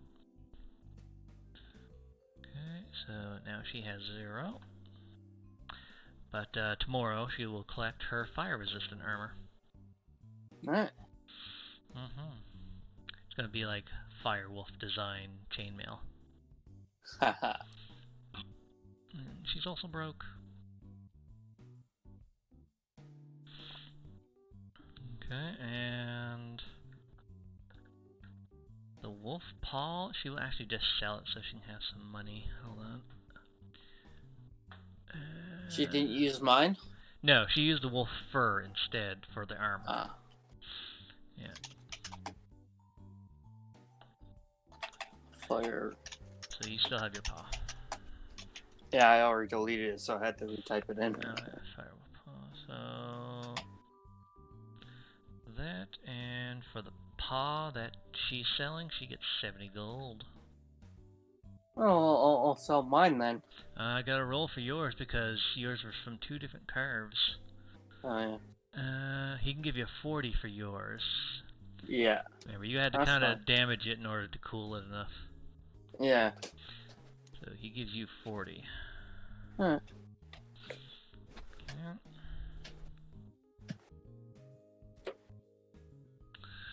And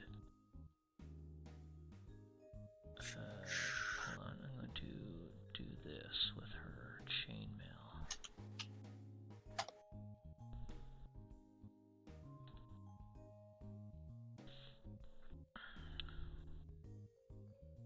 She now has a chainmail fire resistant.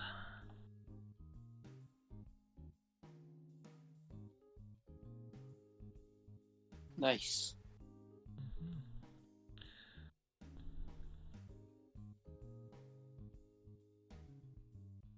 And her holy symbol will also be on it. Ooh, it requires attunement, however, because it's a magical armor that grants resistance. So she's now got one attunement item. Yeah. Okay, and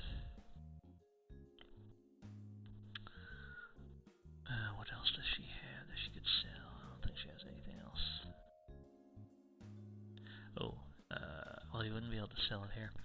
Now for Athium, what do you have? Oh, he still has the Ankeg teeth from before. Alright, he gets 10 gold from one of them, and 30 gold from the other, so he gets 40 gold.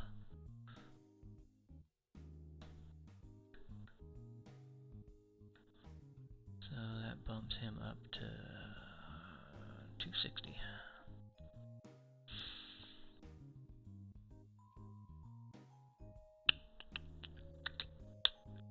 Trying to see if there's anything else. There's nothing else that he really wants to do.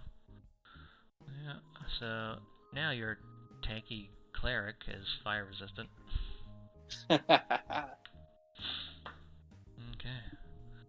So, is that all you want to do for today? The only other thing I really want to do is read my book. The botany book? Yeah. Okay.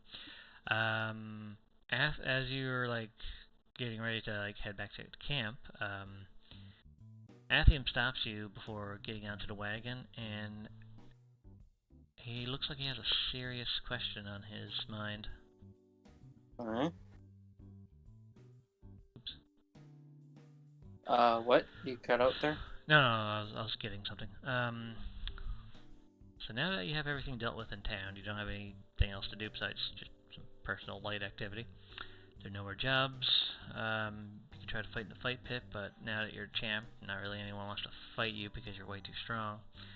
However, Athium stops you. What's up? There's something I need to settle. Okay. Something I need to get over. When I was talking to my patron last night, I have this sort of internal conflict in my mind that I can't get through. And I can't get through it. It's like a wall blocking me from growing stronger. I need you to fight me one more time. Whether I win or lose is irrelevant. I just need to settle this score. Okay. If you accept, you don't have to, but if you accept, I'll give you the reward money I got from the job that we did. The 150. I don't need the reward money. You're my friend. I give him try and put my arm over his shoulder. I don't know how tall. How tall is actually? Yeah. He's 6 Because feet. He's 6 foot. Oh, I put my arm around his back then. I'm not that tall. Yeah, you're 5'6", aren't you? Yeah. You can still probably do it over the shoulder. But, he appreciates that, but it's just a personal thing that he needs to get through.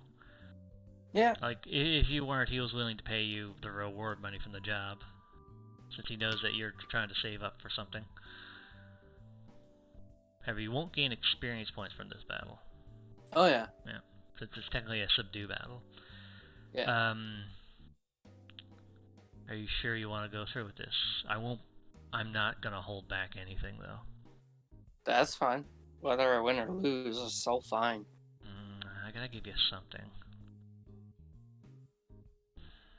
I look over at him like, dude, you saved my life 15 times on this journey. You just want to do a spar with me. Tell you what, when this is over,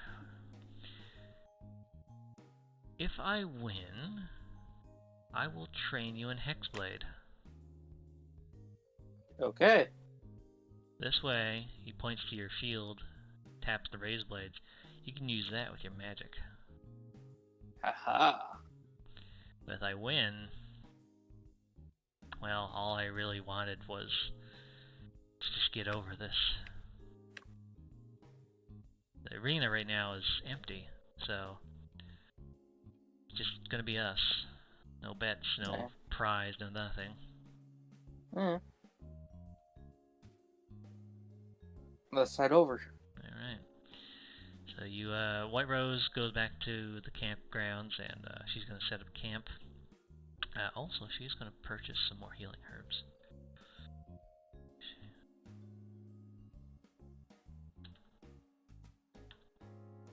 7 of them, which is 70 gold. Those are expensive for here. Well, they're only 10 gold each. I know. I And mean, she can here. make, yeah.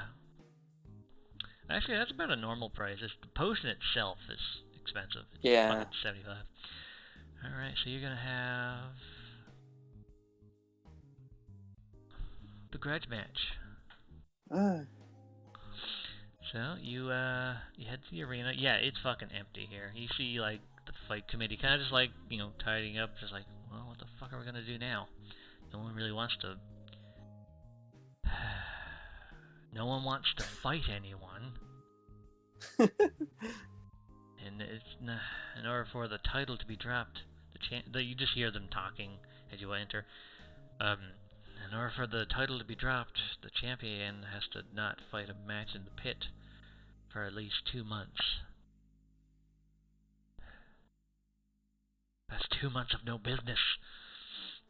You just see them there, just kind of sitting at the ringside table, just like trying to figure out what they're gonna do with the fight pit for 2 months. And then you guys walk in. Sup? Oh, the champ is here. Why the long faces? I mean, you made lots of money off me winning. Yeah, but that was a one-time thing. From what we hear, you're going to be leaving for the tournament. And in order for the title to be able to pass on officially, you have to not fight in the fight pit for at least 2 months in order for you to lose the title by default. So, since you're leaving, no one's going to challenge you, and no one wants to because they know how strong you are. So, we don't know what to do with the fight pit. No one wants to fight, so we can't get any bet money. Cowards. Well, to be fair, you kind of put a lot of intimidation onto everyone. But anyway, why are you here? Oh, me and my friend here want to spar. You want to spar? Yes. Sorry, I'm eating my pizza. Oh, yum. And they look to each other like, well, I mean, I guess. Don't destroy the ring this time. We just had it fixed.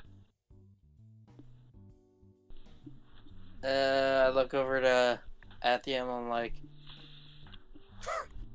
I'll try my best. Yeah. I won't. I'm going all out. And the two committees, they sit at the table, they set up like the bell, and they're gonna kind of make it official, but not really. There's gonna have like the table there with the ring bell, and they'll commentate on the battle as if there's an audience, but there's no one. They're bored. They absolutely are. Alright, so first I gotta take a pee. Yeah. I'll be right back.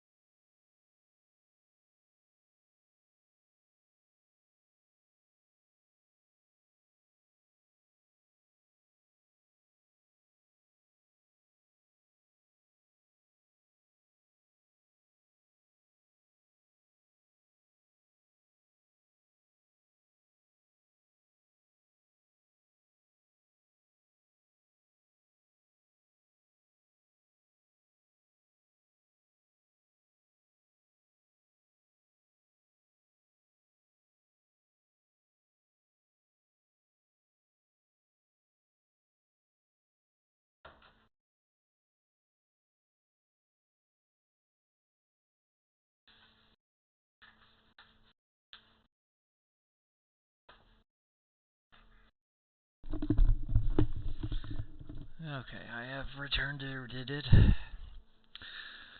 And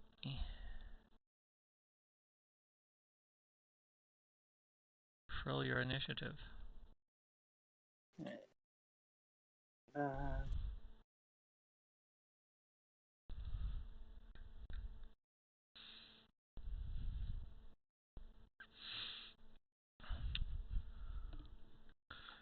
And Athen goes first.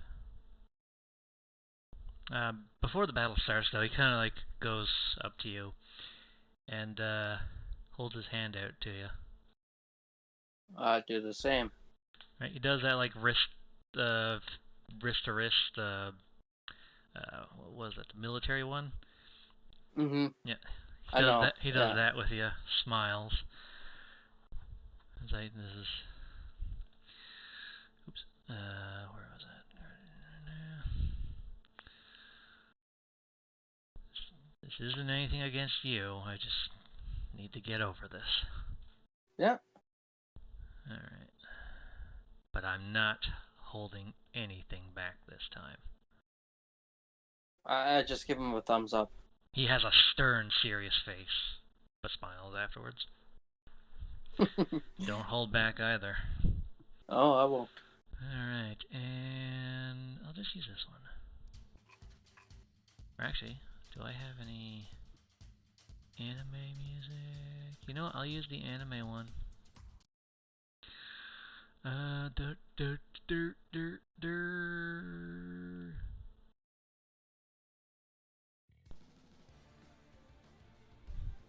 Ha. Just gonna turn the volume up on my side here a bit.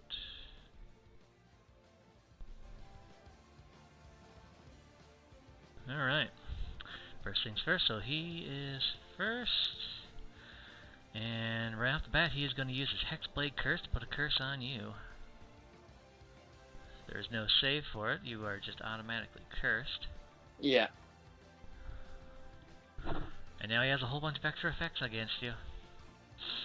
Lovely. Yeah, and that's his bonus action. Main action, he is going to... Ooh. He is going to... You see him begin to coat himself in ice spikes, and his tail extends out instead of being wrapped around his waist. He extends his tail out, it extends further with ice. His claws, fangs, shoulders, elbows, knees all become like icicles, like spiky ices. He looks like an ice devil now. Taking a page out of your book, a book out of your page. Alright, so he has that, and let's check. Alright.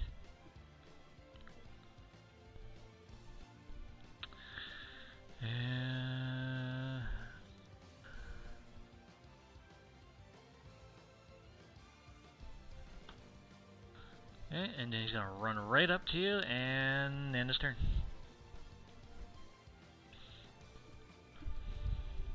And what? Sorry? He ends his turn. It's your turn now. Alright. Alright, I'm going to use... Remember, he's wearing metal armor, so Shocking Grasp would have advantage. Yeah. I'm going to cast Quicken Spell. Okay. On this. Yeah. Maximilian's Earthen Grasp. So you bonus action Earthen Grasp. Yeah. Where do you want it to appear, though? On this. What? You choose a 5-foot square unoccupied space on the ground that you can see within range. A medium hand Oh. made of compacted soil rises up and reaches for one creature you can see within 5 feet of it. So you have to decide where Right it here. is. So right behind them? Yeah. Alright, and he has to do a strength save.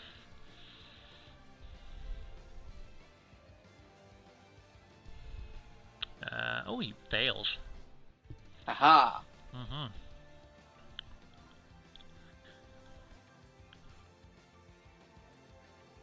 Let's see. So he takes the 9 damage. Okay, hold on.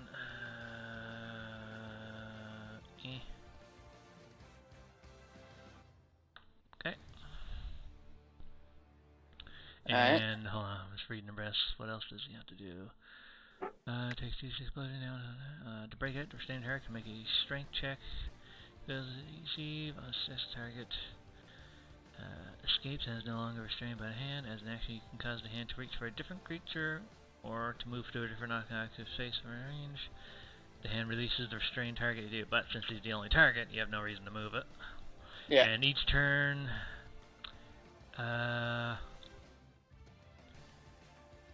each turn you can use your action to reoccur the effect. It doesn't count as casting a spell, so you can't quicken it. Yeah. But that'll be on next turn. You can still use a cantrip this turn. Yep. How many does that use? Huh? It's a level 2 spell. So it uses a well, you use 2 sorcery points to use the quicken spell, and then you use a level 2 spell slot. Yeah. So 2 sorcery points for the. Yeah. That's what I was asking. Oh yeah. Or actually, does it determine? Is it based on the level of the spell? It is. Hold on. Wait, no. Here. When you cast a spell that has a casting time of 1 action, you spend 2 sorcery points of the casting time to 1 bonus action. No. Doesn't depend on the spell.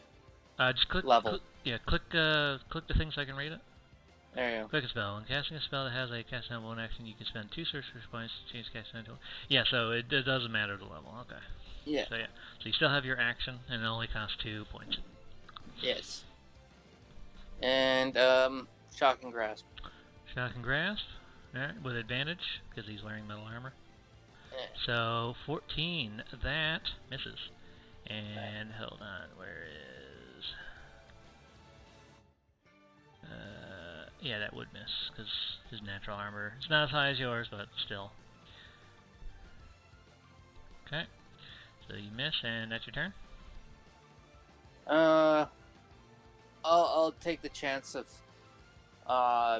possibly being hit and move away from it. He's currently restrained, I believe. Restrained.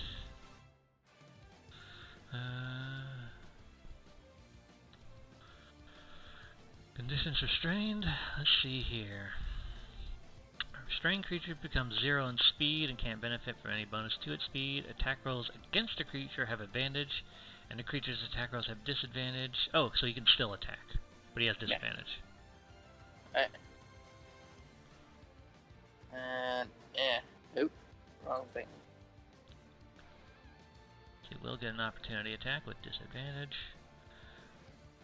Okay, so let me just roll that first before you move, and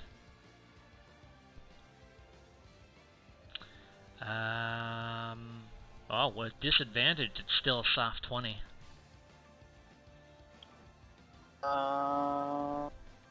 Which matches your AC, unless you yeah. I'll cast shield. Okay. It's a good thing you restrained him because it would have been a nat 20. So she'll use it spell slot. And so yeah, he misses you.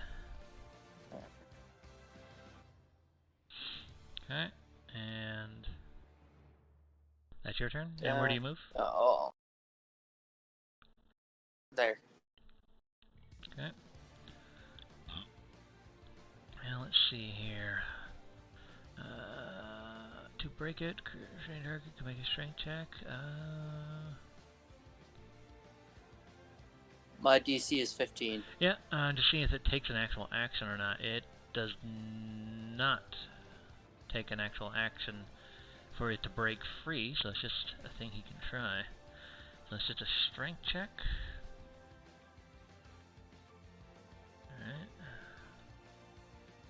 Alright. He fails, so he's still restrained, but he can still technically attack. Yeah. And he is going to Eldritch Blast you. Quick question. Yeah. he's initially facing this way, right? Mm-hmm. And my thing is restraining him, so he's basically still facing this way. Yeah, but he could still... Would he have disadvantage aiming towards me? Yes, the restrain gives disadvantage on attacks. I already read that. Yeah. So yeah, he has disadvantage, but he can still hit you, because he can still make attacks. Alright, so disadvantage Eldritch Blast, and 19 does not hit you. No. Alrighty, and what else can he do? Not really anything. Yeah, kinda got him by the balls right now. Mm-hmm. Okay, so...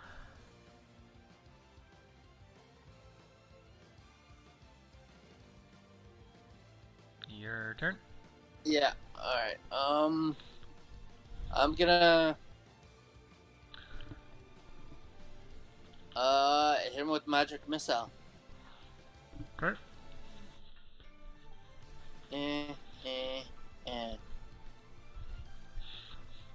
What? Oh yeah, the shocking grass that you did earlier. So 3, 2, 2, so that is 7.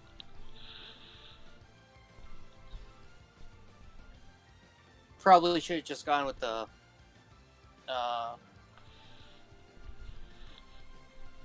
action.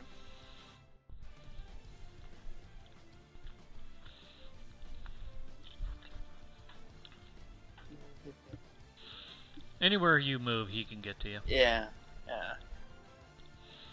Disappointing. I'm just gonna go around here. Okay. His turn.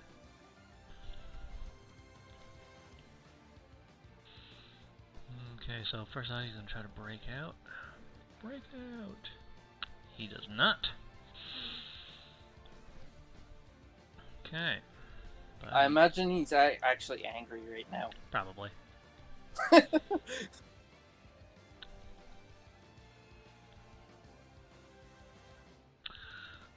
the only thing he can really do is just shoot an Eldritch Blast.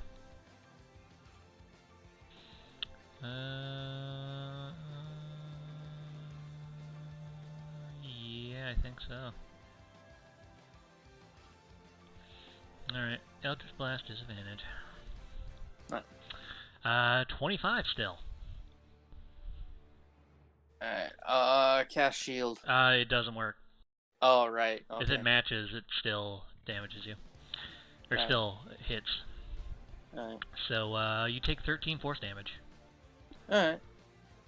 Yeah, it's like he finally lands a shot on you. You're like, haha, he can't get for there. Boom! Knocks a massive chunk off your health. Yeah. Okay. Still have a lot. Oh, and I just gotta check something.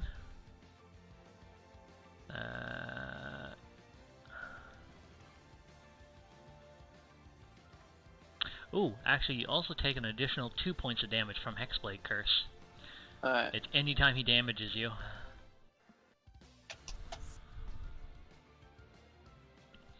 And let's see here.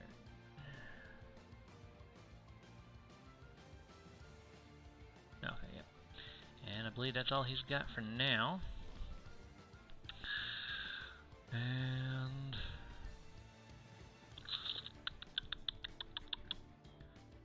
yeah, because he couldn't escape the thing, and he could only shoot. Alright. So it is now your turn. And plus, you know, he can't actually move yet. Still restrained. Yeah. I'll use Quicken Spell again. Okay. To use my action as a reaction to grip him with the spell. It doesn't work that way. It's when you cast a spell. You're using the reoccurring effect of a spell. The spell's already been cast. I know. Oh. You don't. No, that doesn't. That's not how spells work. Alright. Also, use your reaction to action. That's not a thing anyway. Reactions are only not on your turn. Alright. So you can only use your action to use Earthen Grasp now that it's already been cast. Alright. So I'll use my Quicken spell to cast Chromatic Orb. Okay. At level 1. And Yep. then I'll use my basic action to deal damage with the spell. There you go. Yeah. So, Chromatic Orb first. Alright, so that is... hold on. Hold on, I just gotta check one thing, because he is restrained. I just want to know if your attack has advantage or not. I'm just gonna say Thunder type. Yeah. Let's see here. Yeah, attack rolls have advantage, so... he'll just take it. He's not gonna use anything.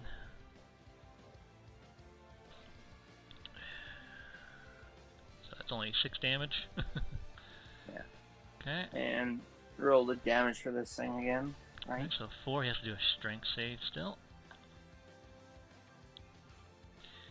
And what's your DC? 15? 15, yeah. So he fails that. And hold on, I just gotta check something for him.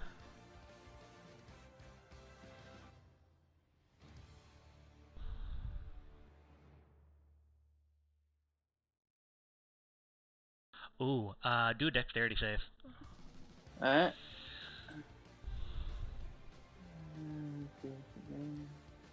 That fails. Alright. When you hit him with that chromatic orb the first time, and you're just grasping him with the dirt hand, right? Yeah. His arm was like squeezing outwards, right? And he points at you and looks to his side, and you are engulfed in flames. He uses Hellish Rebuke at level 2. Alright. Hit me. How much damage am I taking? You take 18 fire damage and an additional 2 points from his Hexblade Curse. Alright. So you take 20 damage in total. Yeah. He smiles as he's being crushed. And that's his last spell slot, unfortunately. Okay, and that was his reaction, and you ended your turn? Yeah. Alright. And his turn, so he's going to try to break out again. Break. And that's a nat 20. Ah. Yeah, and he is going to finger guns, shoot Eldritch Blast. Kaboom. 22. Shield. Alright. And he is actually just going to get some distance this time. He's gonna run the fuck over here. He's like, haha, barrel roll. And I think that's all he's got for this turn. What is this? Range on that spell again? Which one? Maximilian's. That is... It should say in your spell thing in your sheet when you drop it down. Yeah. I think it's 60 feet. It's 30. Oh, 30, so you're not close enough. Yeah. Yeah. Alright,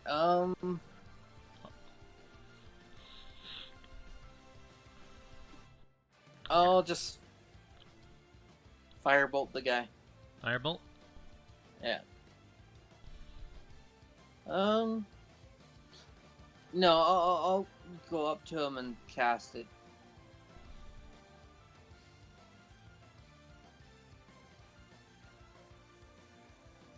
You gonna dash? Yeah. No. Oh, you're gonna go up and use the thing? Yeah.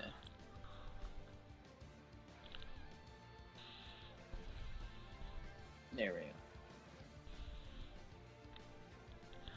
Okay. And click the thing. Yeah, I did. Okay, and it's a strength save, right? Yeah. Yeah. He does not pass. So he takes the 8 points of damage.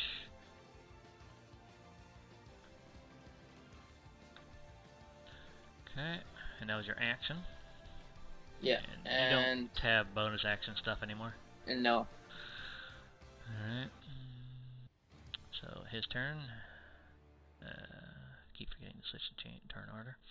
So he's going to try to break out, and that does not. So disadvantage on his next attack. And actually, he's getting a little weak. He's going to cast False Life on himself. She can do that for free. I forgot he even has that. Ooh, nice. So you see like a small little like aura of vitality coat him. And the hand thing is like right here. Yeah. So it's your turn. Do I have to be in range to keep casting it now that it's cast? Effect. It doesn't say, I don't think. Let's see here, you choose 5 foot. Yeah. And 5 feet of it, target must make it. Actually, cause the hand to crush the strain target who must. So it takes 2d6 bludgeoning damage that fails to break out. Actually, cause the hand. I think after it's cast, as long as you can see it. Alright. So you need to cast it, it's a 30 foot to cast it range, but then afterwards, as long as you can see it, you can reuse its effect. Alright. I'll run over here and use it again. Okay. So I'll click the thing again. Why does that say -9 for the spells? That should be 0. Right. -9, what the fuck did you do? You have negative spell slots. Alright, so you have to do another strength save against the damage. And he does not pass, so he takes 6. Alright, he still has temporary hit points.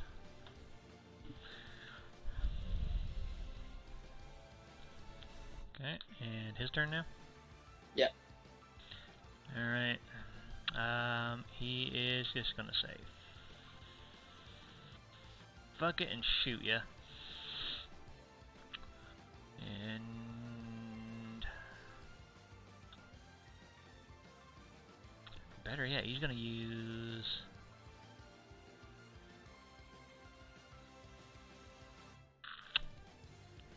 debating. Yeah, he's gonna use his healing hands to recover his HP slightly. Alright.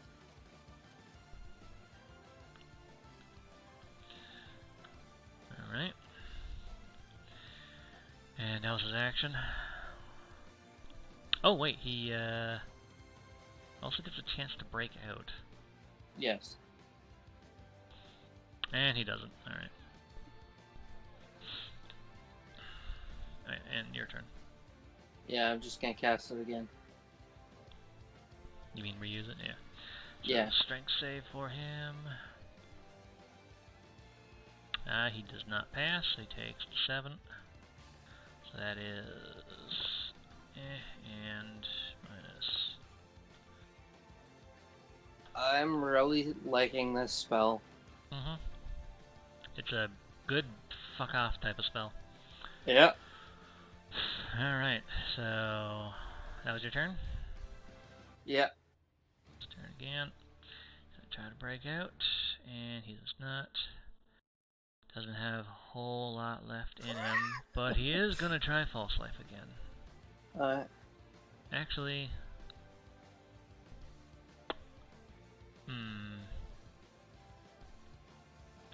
no, he's got to risk it. He's going to Eldritch Blast. Disadvantage. So 9, he does not hit you. No. And he's probably going to lose now. So your turn. Alright. I'll cast it again. Yeah. 6. Strength save each time. He fails and he is unconscious. Alright. He hits the ground. This time he went all out against you. Well, I don't think he went all out. Oh, he He did. I was made more sure like that. he restrained. Okay. No, he used all of his effects to their fullest. Yeah. Right, like I remembered the hexblade damage each time, Yeah. and when he hit you for a lot. Oh yeah. Problem is, he just couldn't last long enough. I think his one mistake was not saving his hellish rebukes, because Yeah. that does more damage than anything. Oh yeah. If he cast that twice, I would have been dead. Yeah, because at any time he deals damage, he gets his hexblade damage added. So he falls down.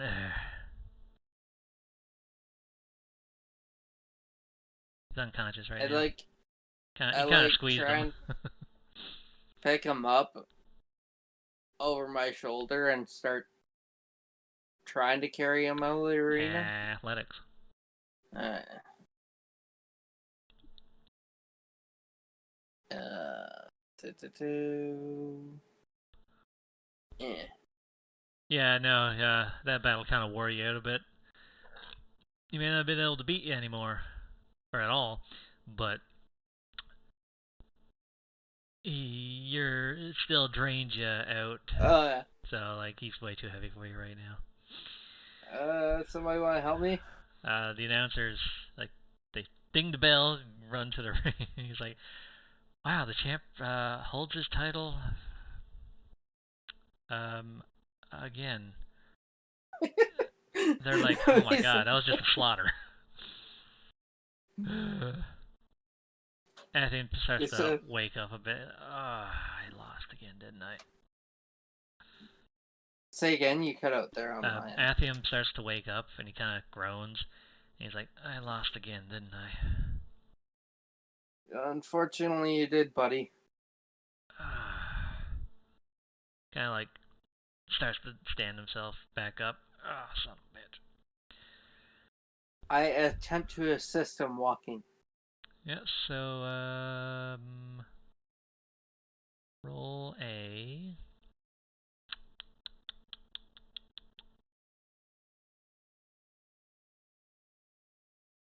Actually, you don't have to roll anything for that. He's already standing, he's struggling to walk. Yeah. You're just giving him a shoulder.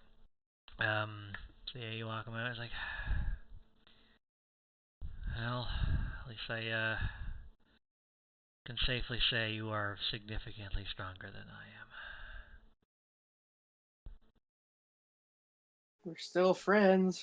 We are. It's just I needed to get that out of my system. Thanks. Huh? Looking at anything for a friend. I give him a slap on the back, light one. You know, when I first met you, you seemed like a little bit unstable and maybe a little bit evil, but you you got a good heart in you. That I'm only treating him like this because of that nat one at the beginning. But here's the thing, though. Yeah, you're still treating a person um, with respect and kindness, like an Yeah. actual friend. So, Damn you, nat one. No, I'm just kidding. well, no, now you have a friend for life. You helped him deal with his personal issue. Now you're definitely friends forever. All right, so there's not really anything else to do. You're a little roughed up at this point, and so you head on back to camp. I take it. Yeah. Yeah. So you head back to camp, and there's Rose. She does not have her armor yet, so she's just like exoskeleton pretty much. Mm-hmm. Right? You see her synthetic skin, but like the armor plating throughout her body is taken off, so it looks a little weird. And Ryu's kind of just like looking at her, like with his head turned. No. um, oh yeah, by the way, Ryu is like fully recovered now. He's jumping and hopping all over the place. Playing with a random butterfly flying around. He tries to pick a fight with Ursa. Ursa kind of just like dips her head down and knocks him into the ground. So you make camp for the night. Ryu kind of just goes to his tent and just like crashes. He's way too tired to do anything right now. Do I have any time left to do a roll on my reading? Yes you can. That would be, for reading, an intelligence check. At 20. So, that botany book, with Rose there also to, like, point out some stuff, and you're watching her, like, you're reading the stuff in the book of what she's doing. So you're learning some herbalism stuff while watching it being done.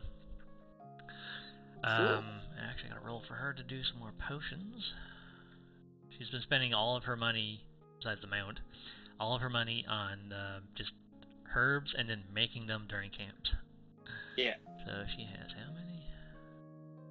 She's got 7 on her, so I'm gonna roll for her thing. So you're watching her do some rolls. She makes 2 potions.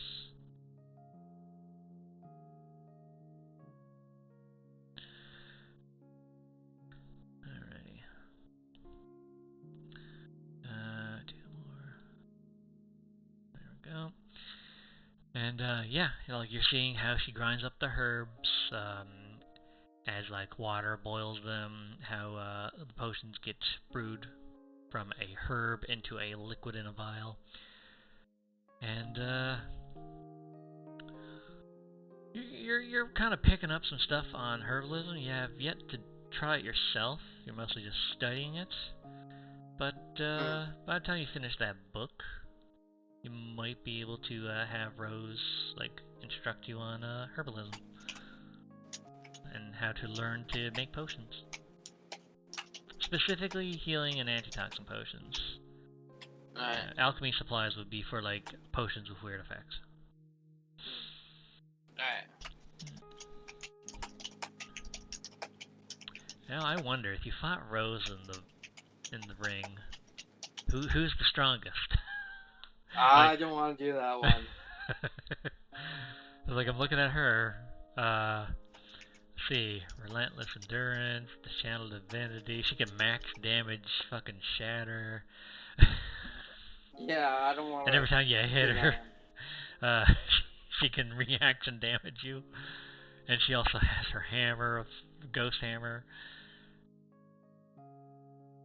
Yeah, I don't want to do that one. Yeah, she can probably devastate you in like 2 turns. Oh yeah. It's like, yeah, I'm the strongest. You look over at Rose. Out of the living people.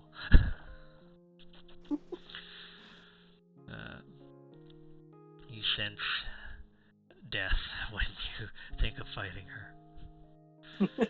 But yeah, so you camp, you get a full recovery. Sweet. Athium. Oh, my spell's back. Athium's 2 whole spells. Does he ever get any more? I think after level 10 he gets his 3rd. Wow. Yeah, that's the downfall of them. But he has this other ability called Invocations, and a lot of those actually give him spells for free. Like False Life he can use for free. Let's see. So you didn't buy any like groceries and stuff like that to make at the campfire, just mark down a ration? Yeah. I think that's all he needs for recovery, yeah.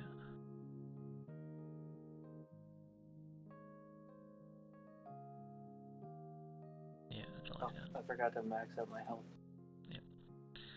Which seems to disappear again. Can you do it in the token? No, I just did it on the regular, maxed out. And he's gonna cast False Life when he wakes up. Alrighty. Auto cast it every time he wakes up. Well, essentially, yeah. Alright, so 3rd day. The day has come for you to finally make your way to the arena in the center of the battlefield mountain range. Rose, Athium, Ryu, and Ursa are all ready to go as you break camp. And just as you saddle up and start moving, you see Marcus and Olaf, his bear, coming by to meet you. Morning! I take it you're ready to go? I take it you're ready as you can be for the journey ahead? Looking forward to the journey, sir. Wonderful. Well, let's not waste any time then. Onwards. His bear, Olaf, just and Ursa also goes. That's my bear roar. It needs a little work. Yeah, well, bite me. You can see Marcus's wagon is crammed, packed full of merchandise. There's barely any room for him to sit and steer. Where the driver's seat is, he installed a roof for rainy days.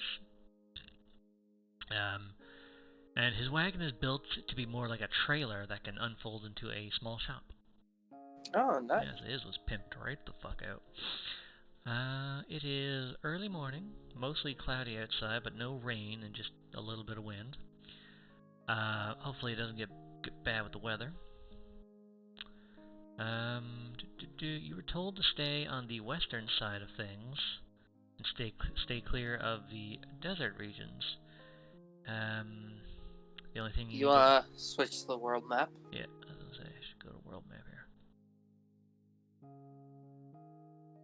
Boop. And world map. We're down there on Pandora. Oh, underneath Pandora. Also, why do I have that still there? Conditions. Go away. There we go.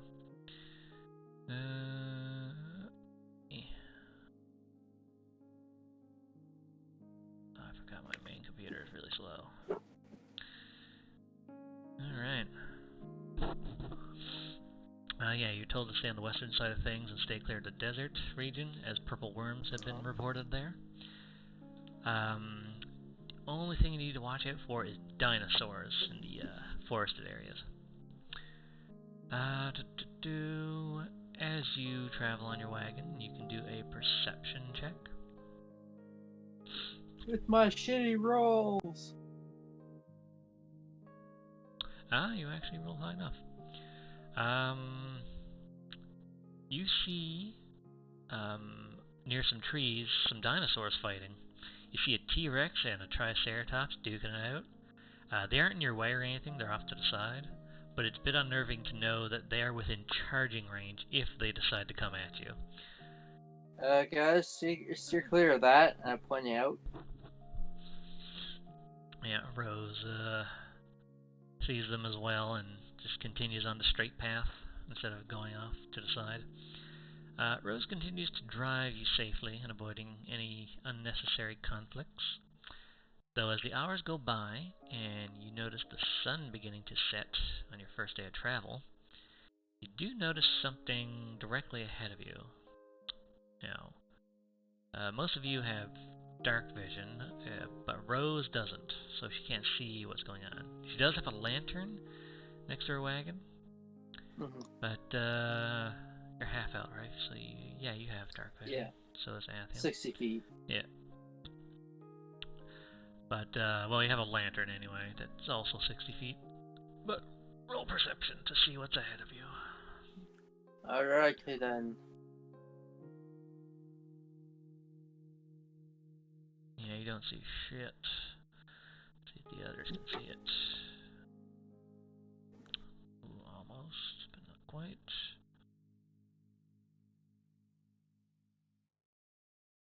Oh, Rose sees it. Makes sense, she's front and center.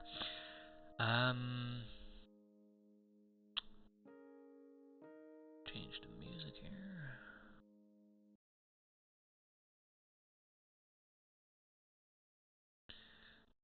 No, not battle music. Where is ambient? There we go.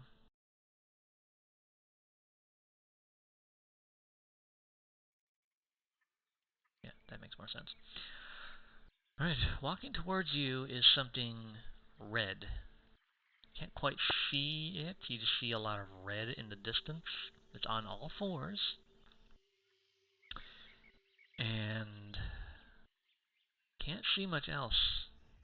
You see something big and red walking towards you.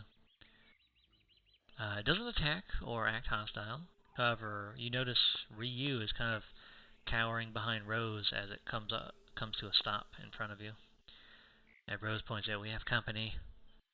The other wagon, Marcus's wagon, stops. peering its head into the light of the lantern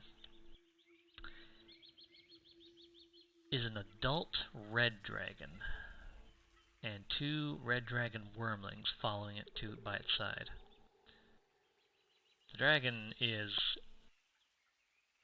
fucking massive. It speaks in common, and it sounds female. Okay.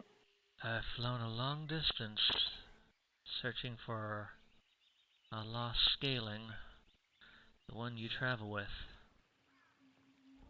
She points her head towards the rose. Sorry, just... Well, it's speaking common, so... Yeah. He is my lost child. And Ryu kind of pokes his head around Rose's butt and dips back in. It seems to be scared. The dragon points to a... Ryu, he's scared. Yeah. The dragon points to a missing scale on her body. And you remember hearing about guard drakes.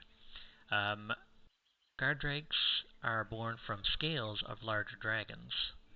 Mm-hmm. And it seems this one wants its child back. Roll insight if you want on the dragon. Yeah. You have no idea what this dragon's intentions are. See if Rose can. Come on, you're good at this. Oh, she nat 20s. She winces, and she turns around. Her head goes like full 180. She points out, if we give Ryu back to this dragon... Actually, what languages do you speak? Elvish, Uncommon, and Dwarf. What does she speak? Ooh. Rose begins speaking in Dwarf to you, Matthias. Okay. So the dragon doesn't understand what she's saying. Hopefully. It doesn't seem to understand. She explains that she feels that if we give Ryu back to this dragon, we can leave peacefully, with no harm. And that she'll just leave once she gets Ryu back. No problem for us. However, red dragons are evil by nature, but are honorable to their word. However, Rose doesn't seem to want to let go of Ryu. But if you defy an adult dragon looking for her child, it will be immediate death for everyone. And Atheon's just like, actually, what does he speak? Does he speak Dwarf? I don't think he does. He does not, so he doesn't know what the fuck's going on. So this is between you and Rose. Yeah. So the red dragon's innately evil? Red dragons, most chromatic dragons are evil by nature. However, most dragons, especially red ones, are proud. So they do have a sense of pride to them. So if they say that if their intentions are like honorable, or that they'll leave you alone, they will stick to their word. Alright. I'm gonna ask in common. How did you lose your scaling in the first place? Dragon speaks. There's a lot of hot breath when she speaks. It's like wind, but like hot from a volcano. A long time ago, my native land was invaded. And during the invasion, some of our scalings were taken. This one, still in its scale form, it didn't quite form into a drake yet. I assumed it was going to be used for what you humans use our parts for, to create weapons or armor to mock us, but this one was given a chance to live and form into a proper guard drake. I simply want my child back. I will leave you to your business after that.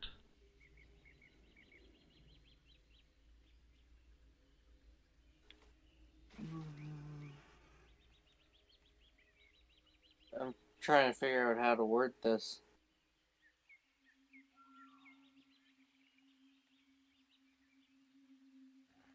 Rose does not want to give back I know. Ryu. You can ask her why if you want. Alright, I'll ask her why. In Dwarf. In Dwarf, she responds in Dwarf. Guard drakes are essentially used as... You cut out there? Sorry? Hold on. She mentions that Ryu is her friend, and Ryu doesn't seem to want to go back either. He's like hiding under her dress at this point, like a frightened little puppy. Rose looks genuinely concerned for Ryu, and that's saying something because she can't actually express emotions physically on her face or mentally. But guard drakes are essentially used as basically watchdogs. They're not really treated as family or children, just servants. They can be spawned and then returned to the scales of the dragon at will. I'm going to ask the dragon, you've called it your child. Do you have a name for it?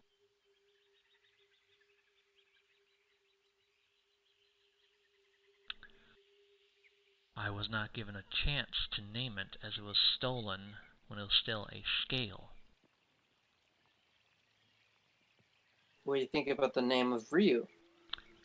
Ryu, that is just the word dragon in another language. Yeah, my friend here was the one who named it. But what do you think of it? Doesn't it suit the little guy?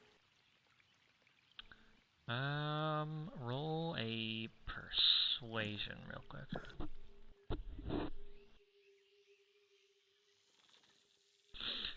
17. Hold on, I'm gonna roll for an adult red dragon. Oh boy.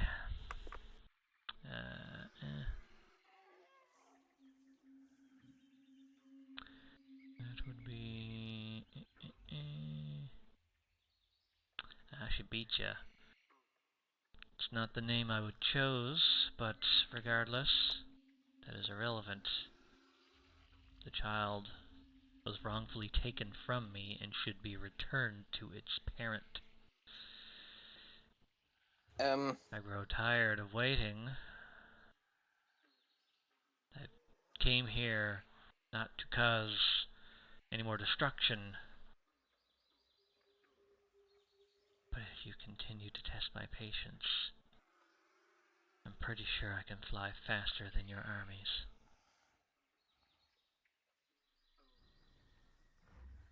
I'll give it one more chance, and then if I can't say anything, then we'll have to give it up. Fuck. I look at White Rose and I relay my feelings. In Dwarvish? Yeah. Okay.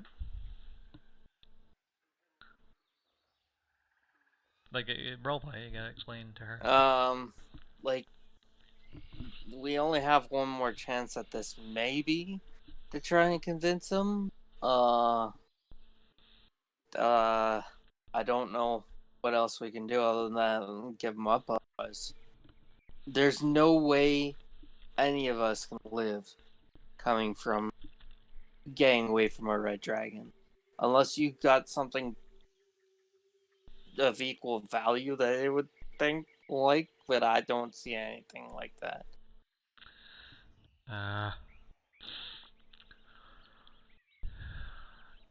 Combined amongst you is not enough stuff to Yeah. appease a dragon. Yeah. Though, well, Rose will point out, Dragons are greedy, and if you give them tribute, you might gain their good side. Like anything shiny or valuable, not necessarily useful, it's just stuff of value that they can add to a treasure hoard. Because a dragon's treasure hoard is like the most prized thing to them. So if you give them enough, like, tribute treasure, she might be persuaded to let you keep Ryu, since Ryu doesn't seem to want to go, and Rose likes Ryu. Alright, alright. So, Miss, Adult Dragon, I'm speaking in common. I'm sorry I don't know your name. Introduce Ryu. yourself, and then I will give you mine. My name is Matthias. Unfortunately, I'm of the Earthbender clan. Or Earthrender. Earthbender, okay. Earthrender.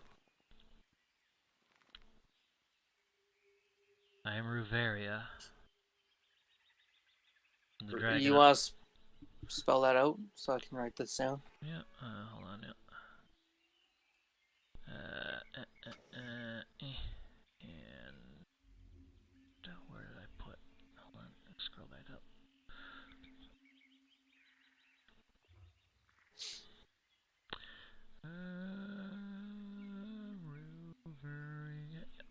Ruveria. Add that notes. Alright. Miss Ruveria. Fuck, I forgot how I was gonna say this. As you can see, Ryu is being treated quite nicely with us. He actually likes it with us. As far as I can tell, I don't really speak dragon, but if you're willing to let us take care of him, I can give you this. I don't know if it's anything that you would like for your treasure, and I take out my ingot of mithril because it's the only thing of real worth that I have. Well, there's also money. Well, yeah. The ingot. I can give. You wish to trade for my child?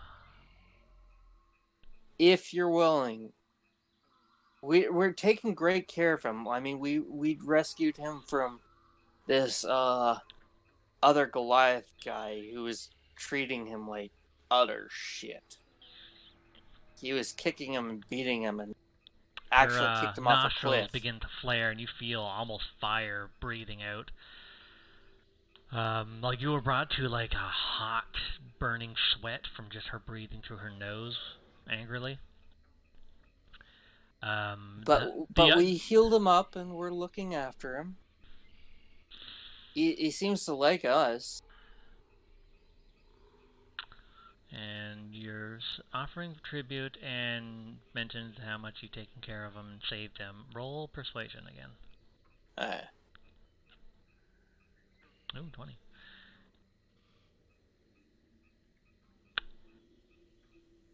What else do you have to add to this tribute? Or add to this trade? I got money, but I looked to White Rose see if she's willing to offer up anything. She kind of used up all of her shit. She has no money, no special items or anything. Alright, what about, Athium? Athium has some things. Let's see, he has... If possible, I don't want to give up all my money, so... he holds up, some of his money. He holds up like 100 gold. What about 100 gold? More. Ooh, I can also throw in this to the pot. I don't know what it's worth, but I hold up the amulet of symbol of Ifrit. She kind of just scoffs at that. She doesn't have any interest in Uh, Ifrit, the god of fire. what was her reaction? Sorry, other than She a scoff. yeah, she doesn't like it. Uh, Yeah, I'll take that back then. yeah. So Athiam holds up like 100 gold. Like, I got 100 gold. She asked for more.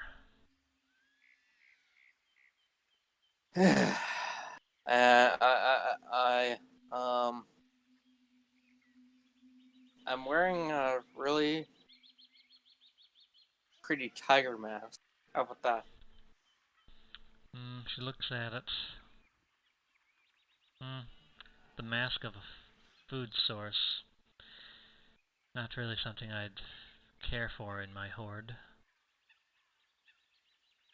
But the ingot and the 100 gold so far, it seems to be in the right direction, but not enough. Alright, alright. Dragons are very greedy.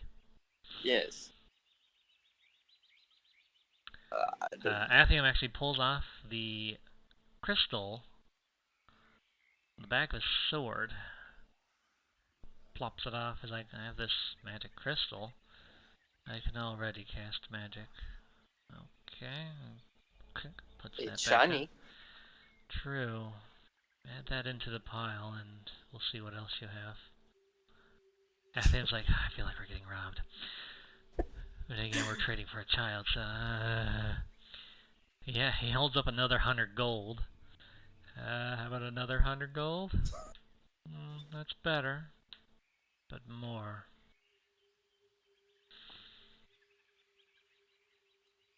I cursed him.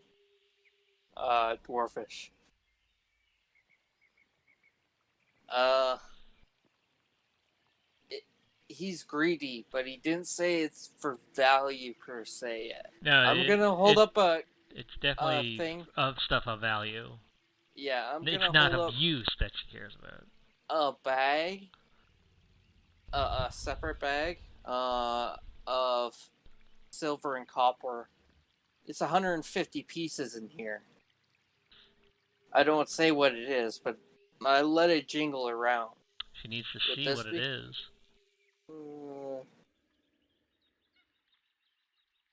I show the silver. We bought it. We bought quite a bit just to travel. We're heading to the Colosseum. We don't have much more. Colosseum, the one I saw on the mountain as I flew over. Yeah. Sorry? She mentions that she saw the Colosseum when she flew here. You'll gain lots of money there, so whatever you have now, hand it over and I will let you hold on to my child for a little while longer. Basically, she's saying give all of your money and she'll let you hold on to Ryu for a little while longer because you'll get more in the arena. But only a little while longer for Ryu? She doesn't specify for how long exactly, but for now. She might come back for him later. Yeah. I hold up another 200 gold to her. She asked for all of it. Fuck it. Fine. So every coin you have.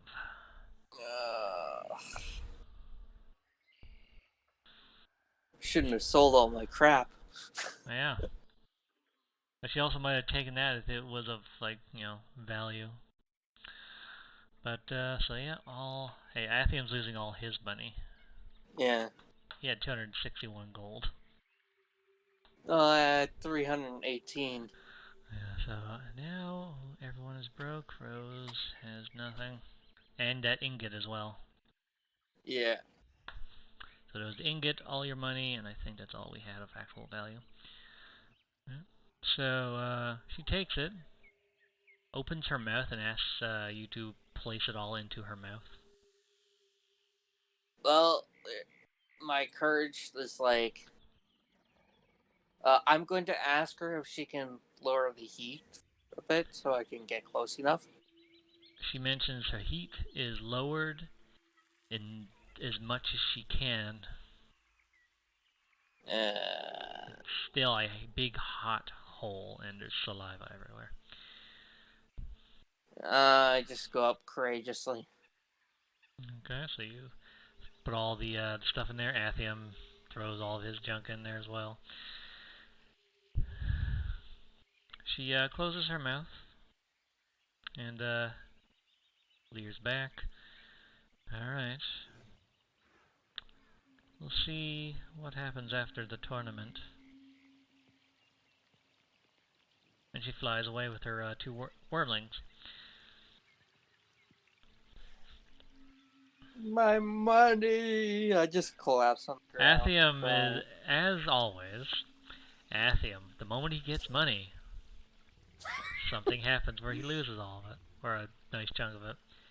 He's like, here money. How much money have I spent in the last week on things I shouldn't even have to spend it on? He's just like laying on the side of the wagon, just like drawing circles with his finger on the wall. Just can't win. Just can't win. Marcus has been sitting like to the side here with his wagon. Oh well, I'm glad she didn't ask me for anything. Yeah, I wouldn't have put that on him. Yeah, because you need him to have supplies. Yeah. If he lost all his supplies, and he's not gonna come with you. Yeah. But And then we she was wouldn't know only the path. yeah, she was only interested in Ryu. So you avoided having to deal with that. However, as the dragon flies off, where is it?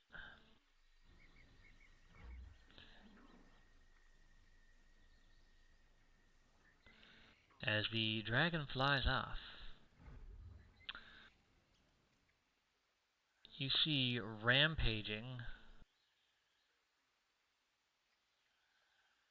through the trees. Rampaging, what? Oh, okay. As the dragon The flies trees. off, right, and the tree, Yeah. and the wind storm from her flapping her wings, settles. You see rampaging through the trees that looked like it was about to charge into the dragon.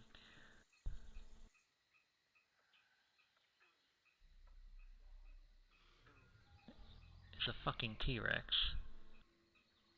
Just runs out, does that side stop where it like kind of grinds on both its feet and tries to like whip at the dragon, and it just lets out like Jurassic Park roar, lurching its head up into the air.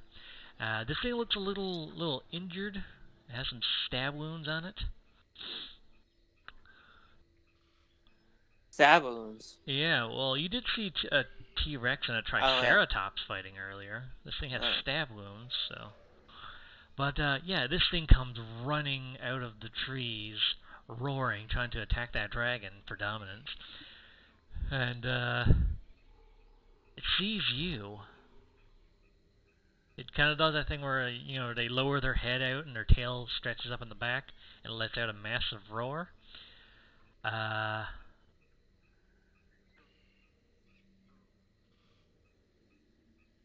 Roll initiative. Yeah. Alternate version of this battle. He's not fighting a dragon. Yeah. Instead, you're gonna fight a T-Rex at this level. And I have to get the T-Rex sheet here. Doodly-doo. I had multiple scenarios for that battle, or for this battle. But you are only fighting an injured T-Rex. Still scary as all hell. Yes, indeed.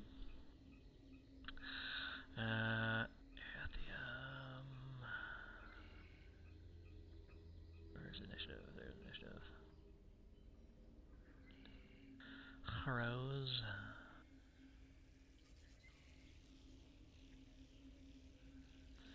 I believe that's everyone. Yeah, that's everyone.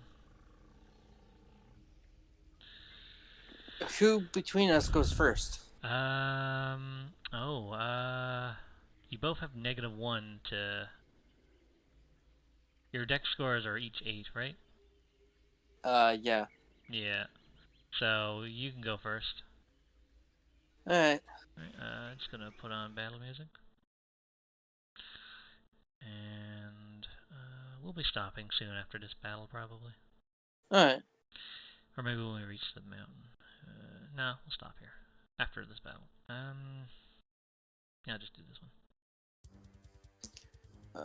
What's the range between us? Okay. I want to deal as much possible to this thing, so This thing is a huge dinosaur, I will point that out. yeah. I'm going to cast Quicken Spell. Bring my sorcery points down to 2. And I'm gonna cast Web. Web, okay. Just click the spell. Okay. Conjure a sticky mass of thick mass, sticky webbing on a point of range. Creatures fills a 20-foot cube. Webs are difficult terrain. That's 25 feet. Oh.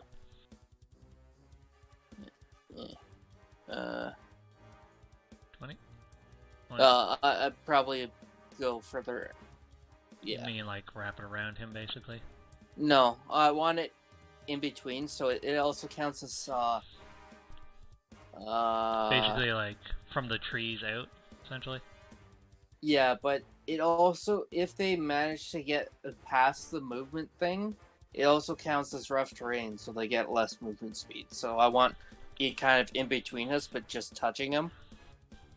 Okay. But So like there. let's see here. The webs aren't anchored between two solid masses such as walls or trees, or layered across a floor. Okay, so that's fine. Wall or ceiling. The conjure web collapses on itself and spell ends at the start of your next turn. But since it's on the ground, it still counts, so it's fine. Webs laid across surface have a depth of 5 feet. Each creature starts its turn in the web, or that enters it during the turn must make a dex save. On a failed save, the creature is restrained as long as it remains. A creature stained by the webs. Uses action to make a strength check against your spell DC. If it succeeds, it is no longer restrained. Webs are flammable. Any 5-foot cube of webs exposed. Burn away, dealing within 1 round. Okay, I just had to make sure it didn't have like a creature size limit. Yeah. But yeah. So you cast that where? Right here. Okay. Draw a shape.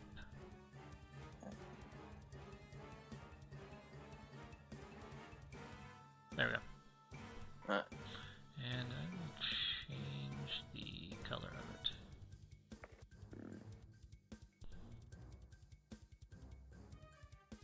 There we go. Okay. And I learned how to draw shapes. So you use the quicken spell on it, right? Yeah. Yeah, so that used your bonus action. Yeah. And now Can only do up a cantrip. yeah. I'll firebolt it. Okay. Oh wait, it has to do a save first on the web. What is that? Dex save first. Is that on its turn? Oh yeah. Each creature that starts its turn in the web or enters them during its turn. Oh yeah, so I have to wait till his turn first. Yeah. So yeah. Firebolt. Mm-hmm. So 20. That definitely hits. And let's see.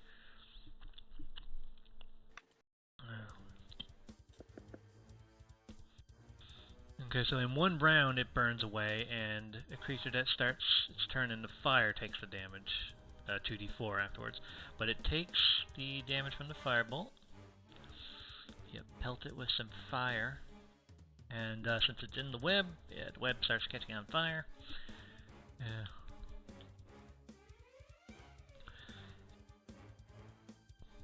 only like a section of it, right? Yeah, well, where you hit him, Yeah. that 5-foot cube right basically there will then Yeah. spread to other cubes and eventually burn the rest of it away.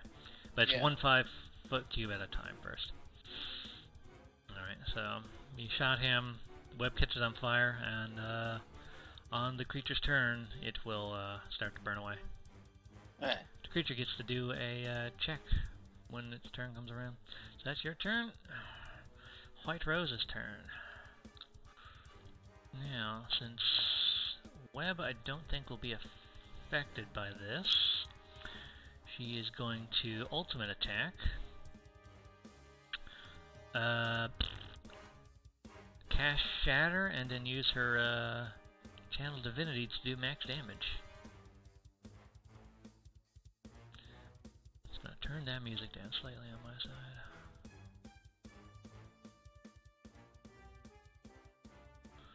I had to give you a regular boss battle. I like having battles. So, alright, so she's casting Shatter, and she's going to use her Destructive Wrath to do max damage, and that is going to be a full 24 damage, and it has to do a con save. Dex. Ooh, it has good con though. And it passes, so it takes half damage. But that's still flat 12. Which probably wasn't all that great, when I think about it. Oh well, I already initialized it. And she cast it away from your web, so... she's gonna move as well. Let's get over to there. And Athium's turn. She probably should have just stuck with like her Spirit Hammer and Cantrip follow-up. Way more damage. That Shatter thing is only good if it's like a group of enemies. Or if she can cast at higher level. Athium, what can you do? This thing has, even though it's injured, it has a lot of health. Ooh, he's gonna be brave. He's gonna cast Mirror Image on himself. He's gonna Hexblade Curse it, get everything up and running here. He Kage Bunshin no Jutsus. They're all next to him. Sorry, like that. And okay, and this thing has Hexblade Curse. And then he is gonna actually move to here, just outside the web, and be a target. Alright, this thing's gonna do Dex save on the start of its turn. It passes. Holy shit. It does take 2d4 fire damage because it is still technically in the web, just not being restrained. Yeah. So it takes 5 fire damage. And it's not restrained, so it's gonna just move around. It does have less movement speed, though it isn't restrained because it is rough terrain. Yeah, it is rough terrain if it's on the ground like that.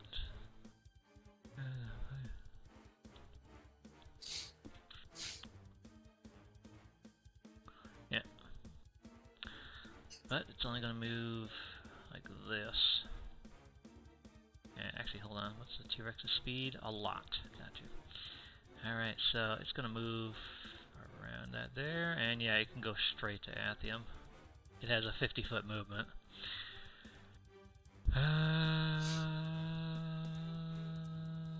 Spider-Man, your webs don't work here. Alright, so first things first, it's gonna take a big-ass fucking bite. Yeah. Okay, so I have to... Oh god, that damage. This guy thing has mirror image. Alright, so he's got 3 duplicates. So that is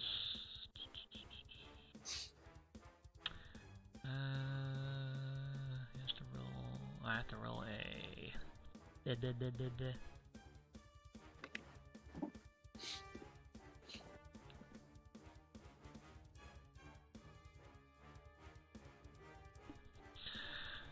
something. Okay, so it hits one of the clones. Thank God. That one gets destroyed. It's like, oh, you just see Athian just get bit in half. But then it just goes poof. And Athian's like, oh, sweet merciful Christ. Let's see. Can't do his multi-attack on the same target in this Kansas. Even though he has clones, it's the same target.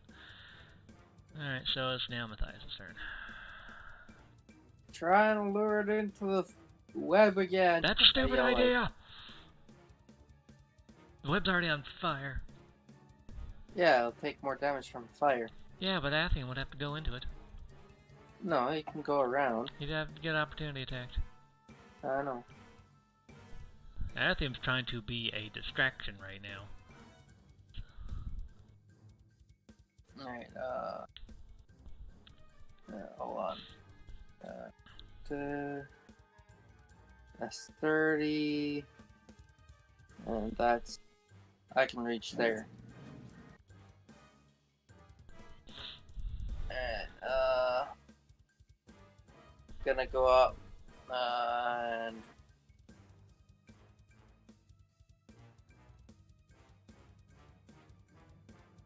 yeah. And cast that. Okay, and...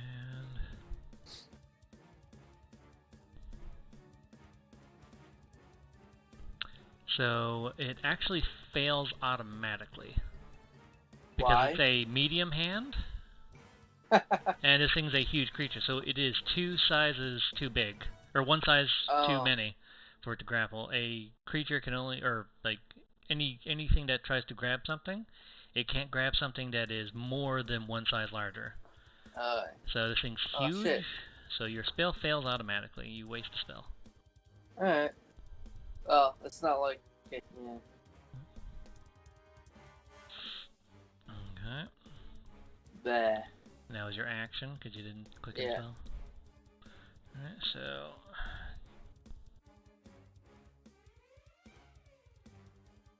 White Rose's turn. And what is her abilities? That's why it specifies medium. Because it has a size category. Mm-hmm. Yeah. Where's her ability? Alright, so Shatter's not really good in this situation. Click on the fucking thing, you piece of shit. Alright, I think it's a 60-foot range. Yeah, she can reach it. So right off the bat, she's going to summon her...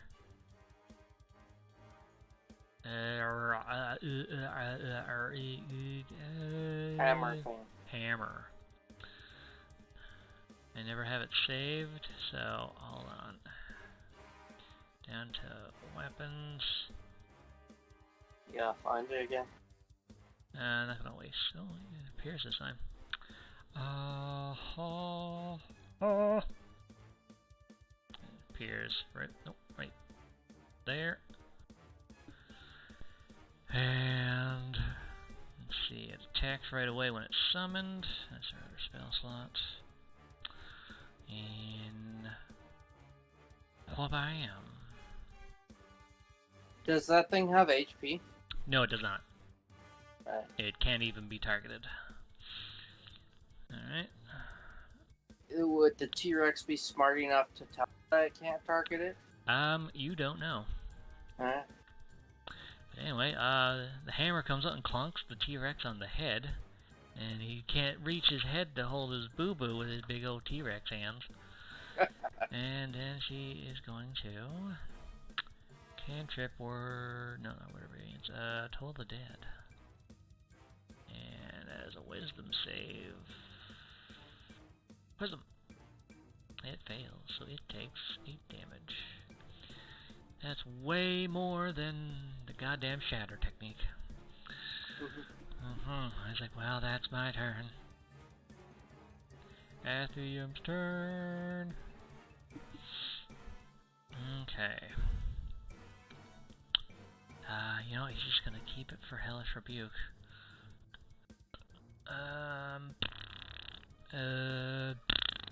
Stuff. He's gonna slash. I know it's too late to ask this, but couldn't he have used Hellish Rebuke when he hit his mirror? No, it's only when he takes damage. Oh, okay. Yeah. And plus, it doesn't count if it's hitting his illusions. It has to hit him specifically. Alright. Yeah. And he's gonna slash and just barely hit, and that does 10 plus 2. Boop. Boop. So he slashes this thing against the face. The T-Rex got a cool looking mouth scar. And that's all it's got for right now. Oh god. T-Rex time. He's gonna take another bite. And let's see. It technically, even though it wouldn't hit him, it has to okay, so that I believe hits the other target. This is so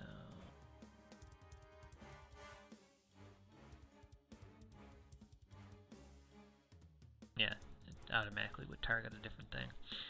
So 8 or higher, and yeah, so it hits one of his clones.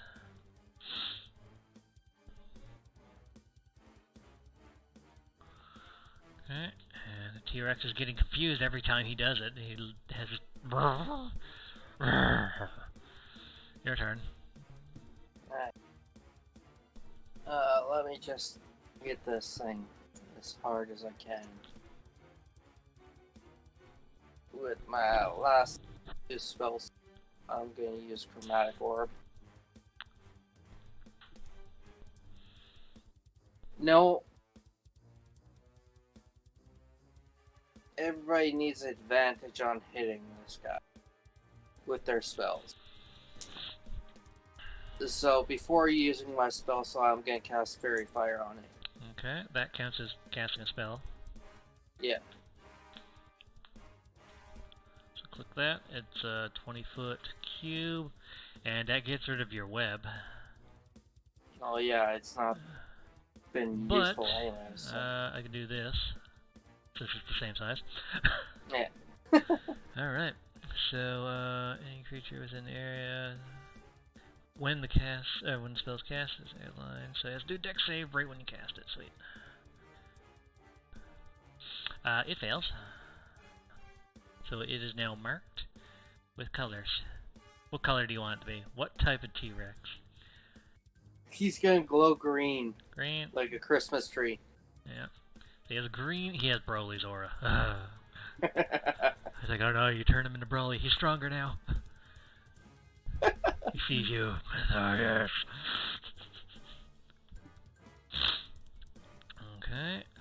And I'm gonna back up. Alright. So now anything that hits him, any attack roll against it, has advantage. And that doesn't use a spell slot, remember that. Yeah. Alright, so first things first. White Rose. Spiritual Weapon with advantage. Still hits regardless.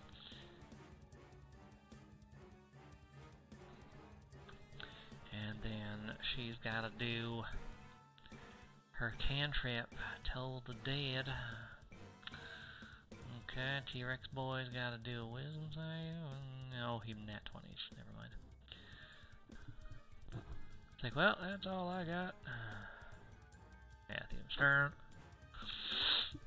Oh boy, what can Athium do? He technically doesn't have his temporary hit points since it's been more than an hour. Yeah.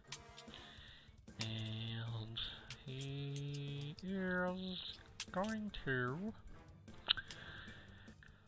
all he can do is attack. Yeah, Murmasa. And that hits. Do 13 damage.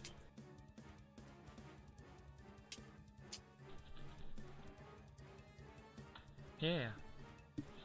And that's all he's got. The T-Rex, realizing that this thing that he's biting at doesn't seem to, like, hurt, or get hurt, so he's gonna say, fuck it, he's gonna go after the other things that are attacking him, and he's just gonna start trampling through everything. And he has a 50-foot movement, by the way. Mm-hmm. Yeah, so he's gonna run right up to you guys. Athium does get an opportunity attack. And that hits. Just a mace thing? It does not. Ah. It does not have its own type of action. It's Rose's bonus action to use it. It's not a creature. Just say that. Yeah. Alright, so it's going to run up here, and it's going to attack you, Matthias, with a bite. He just runs for her, mouth open. And does a 23 hit. No, it does not with my shield. Okay, so it bites down on you, but your barrier's popping up, and it's like not going through the barrier, but you see its massive teeth just like trying to pierce through the barrier with a 23. Have you seen the new Jurassic World? Fallen Kingdom? Uh, Because that was the most recent the one. first one, sorry. Oh, the first one. Jurassic World. I think it was just Jurassic World, wasn't it? Yeah. Yeah. Where the creature bites into that little the big glass ball. Yeah. The hamster ball, they call it. Yeah. It's like that, but you can't pierce through. Yeah, pretty much. You do Android 17's like energy barrier that he does. You do that. That's what shield is basically. It swings its tail at White Rose and misses completely as it's focused on trying to bite you. Kind of overswings and almost hits her. Now it's you, Matthias. Alright. Alright. I'm gonna save my, yeah.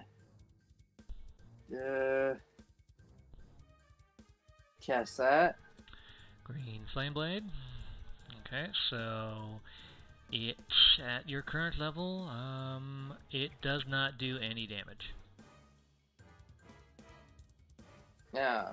It has to have a second creature next to it. Right. Fuck. Well, too late. I'm so you getting attack terrible with at this. yeah. So you still attack with a weapon. Alright.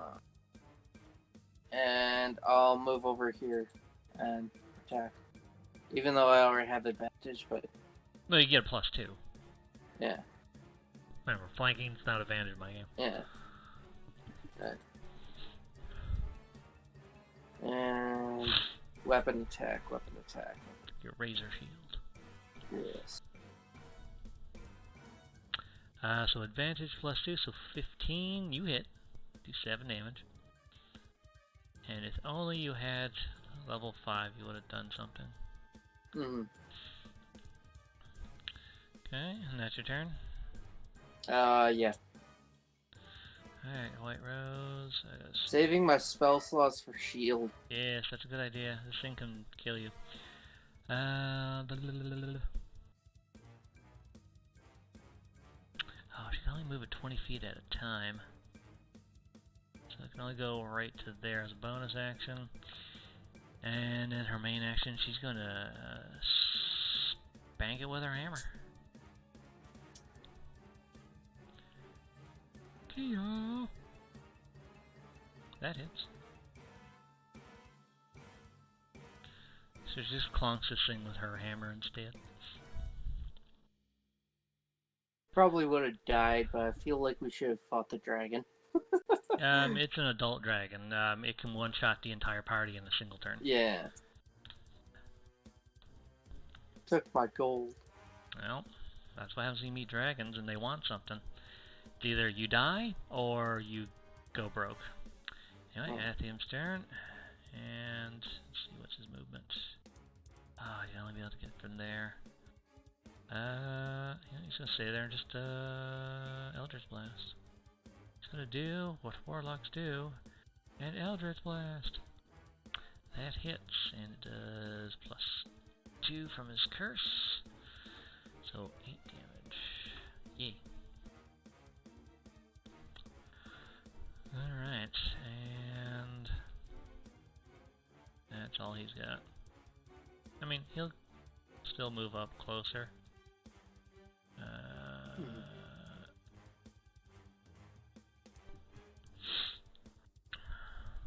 Just in case something happens. T-Rex's turn, he's gonna take a bite at you, Matthias. You angered him. You made him look stupid. 16 does not hit you. No. And then he's gonna tail swing at Rose. Oh, that hits her. And she takes 16 bludgeoning damage from his tail. And she does not have a concentration spell, because that's not what spiritual weapon is. So she's fine outside of that, besides the fucking damage. And now it's her turn. Alright. Does our merchant friend have a healing spell? Rose does. I know, but we need her fighting. Not necessarily. Alright. Yeah, I'm gonna do this. Yeah.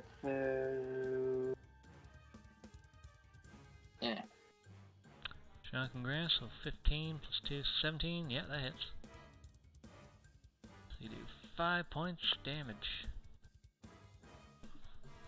And then I'm gonna go over there. Okay.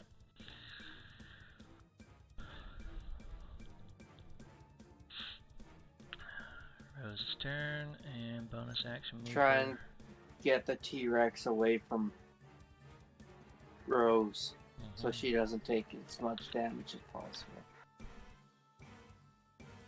A little damage as possible for her. So her hammer hits, not for much though. And then she's going to strike it.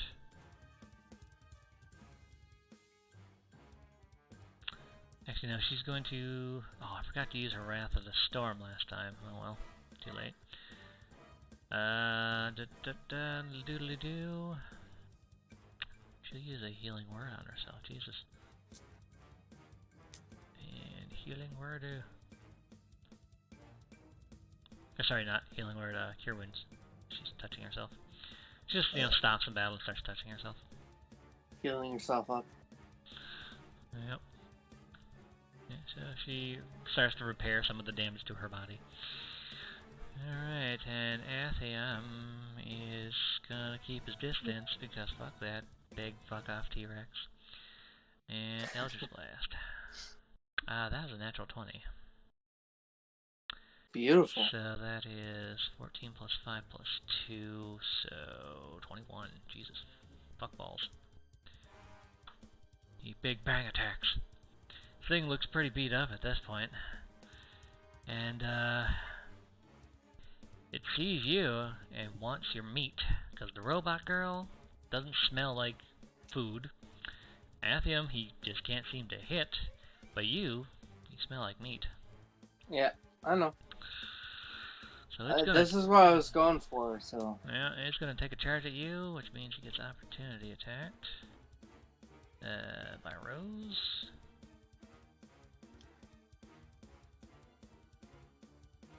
That hits. Ooh. So, just as this thing starts charging at you, Rose bashes it in the back of the leg, right? It trips, falls down on the ground, and it is unconscious. Unconscious, not dead? She didn't do enough to actually kill it. And it's also a massive fucking T-Rex. Yeah, it doesn't have any abilities though. So yeah, battle is technically over, but she only knocked it out. Kind of hard to, normal weapon murder a T-Rex by hitting it in the back of the leg. She only knocked it out. But this thing trips, falls, crashes down. Its face is in front of yours, and you can still feel it breathing. So I'm gonna start stabbing it with my shield, razor shield. all right. So attack it. It will be an auto crit. Still have to roll a hit though. Yeah.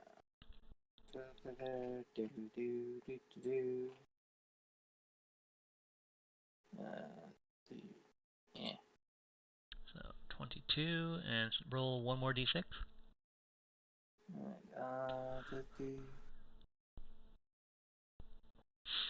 So you only do 7 damage. Just like, you're kind of just like cutting into it, but it's a fucking T-Rex. Yeah. Athian with his magic sword comes up, and he is going to try to stab this thing in the vulnerable spots. Why did I go in the T-Rex sheet? There we go. So that definitely hits, and he does another D8. So, plus another 2 from his Hexblade, so he does... Oh yeah, no, he's able to pierce this thing's fucking brain, which is tiny, but with, let's see, 13 plus 2 plus 3... That's 18 points of magic stabbing damage. So yeah, he pierces this thing's brain with his sword. And you start to feel it kind of go limp as like... His tongue kind of like hangs out. I want to do a charisma check or a constitution check about its breath. Okay. Does it breathe its last breath towards me? It probably stinks like hell. Well, I mean, it's a T-Rex. It's going to have bad breath regardless. So, yeah. Yeah, no, you're fine. It breathes its last breath. You just stand there, Saitama's unimpressed face, when, like, Boros is blowing up the planet or something. And carve. Time to carve. Who has the best carving? Well, do you want to get your own parts or assist someone else in them? I may as well just go for my own parts with my negative.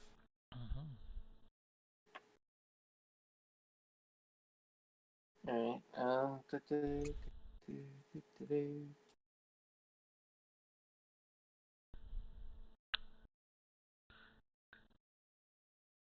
yeah.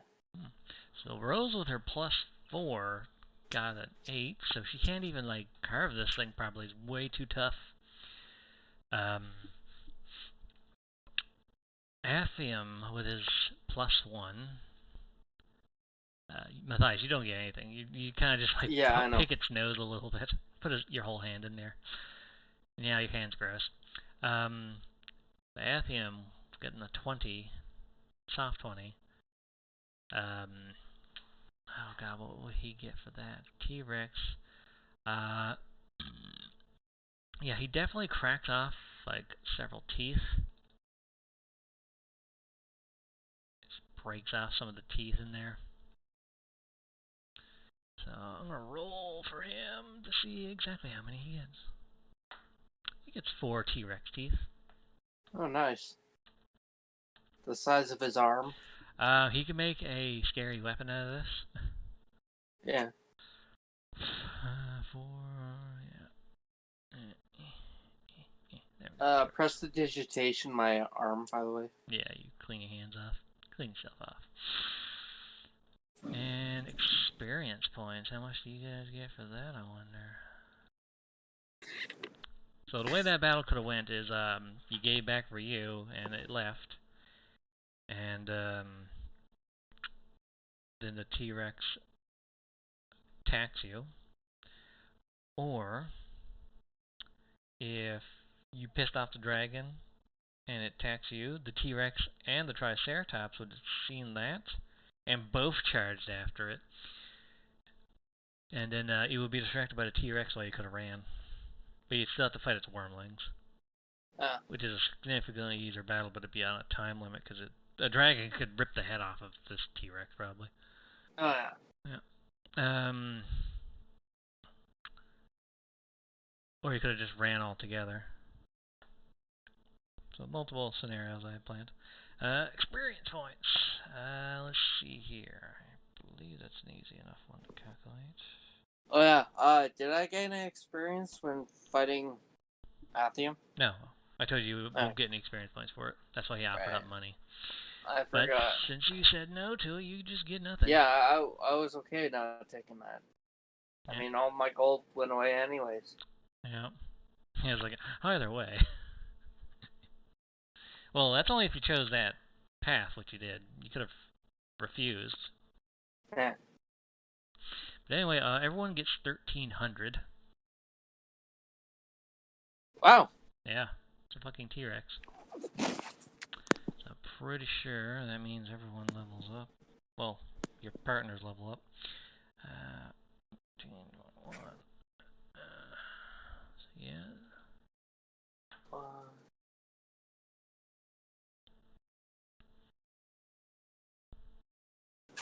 I'm at 4,121. Yeah, still not quite enough to level. I think you need like over almost 7,000.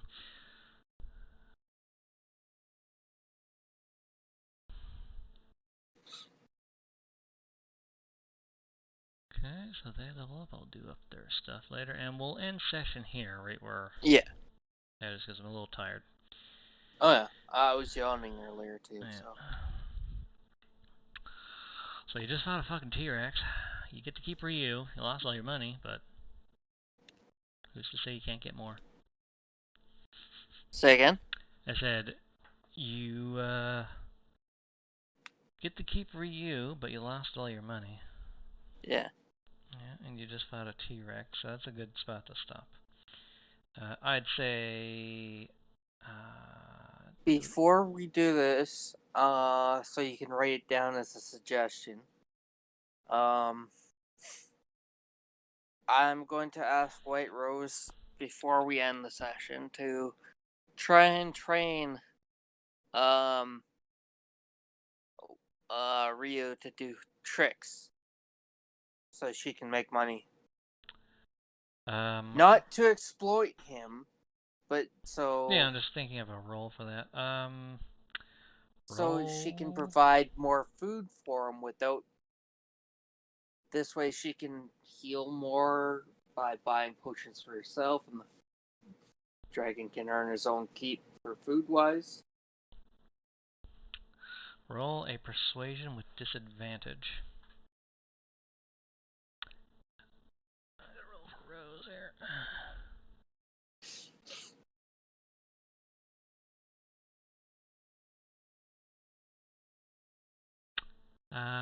She does not want to treat for you like that. She doesn't want to teach him tricks so he can earn money. Ryu is not a pet to her. He is her friend that she's taking care of. She's not going to belittle him to do tricks so others can be entertained. It's more along the lines of feeding himself. This way, he'll be happy about feeding himself. Yeah, but he is also just a small young baby. Yeah. When he is older, he'll be able to actually be a companion in battle, and he'll be able to fight. Right now, he's a child. Yeah. Compared to you, he would be considered a toddler, basically. So she's not going to put, child labor laws and stuff like that into play here. Right? Plus, he was kidnapped and tortured, and she's not going to put him through something like that. She's going to care for him like a friend until he's strong enough to take care of himself. And you get a sense that she knows a little bit more about animal care than probably everyone else, since she's the one that deals with the animals. Oh yeah. So stuff involving any animal companions that you guys get, except for your own, which you'll have to learn to take care of on yourself, she'll deal with all that. Mm-hmm. So I'm going to end recording. All right.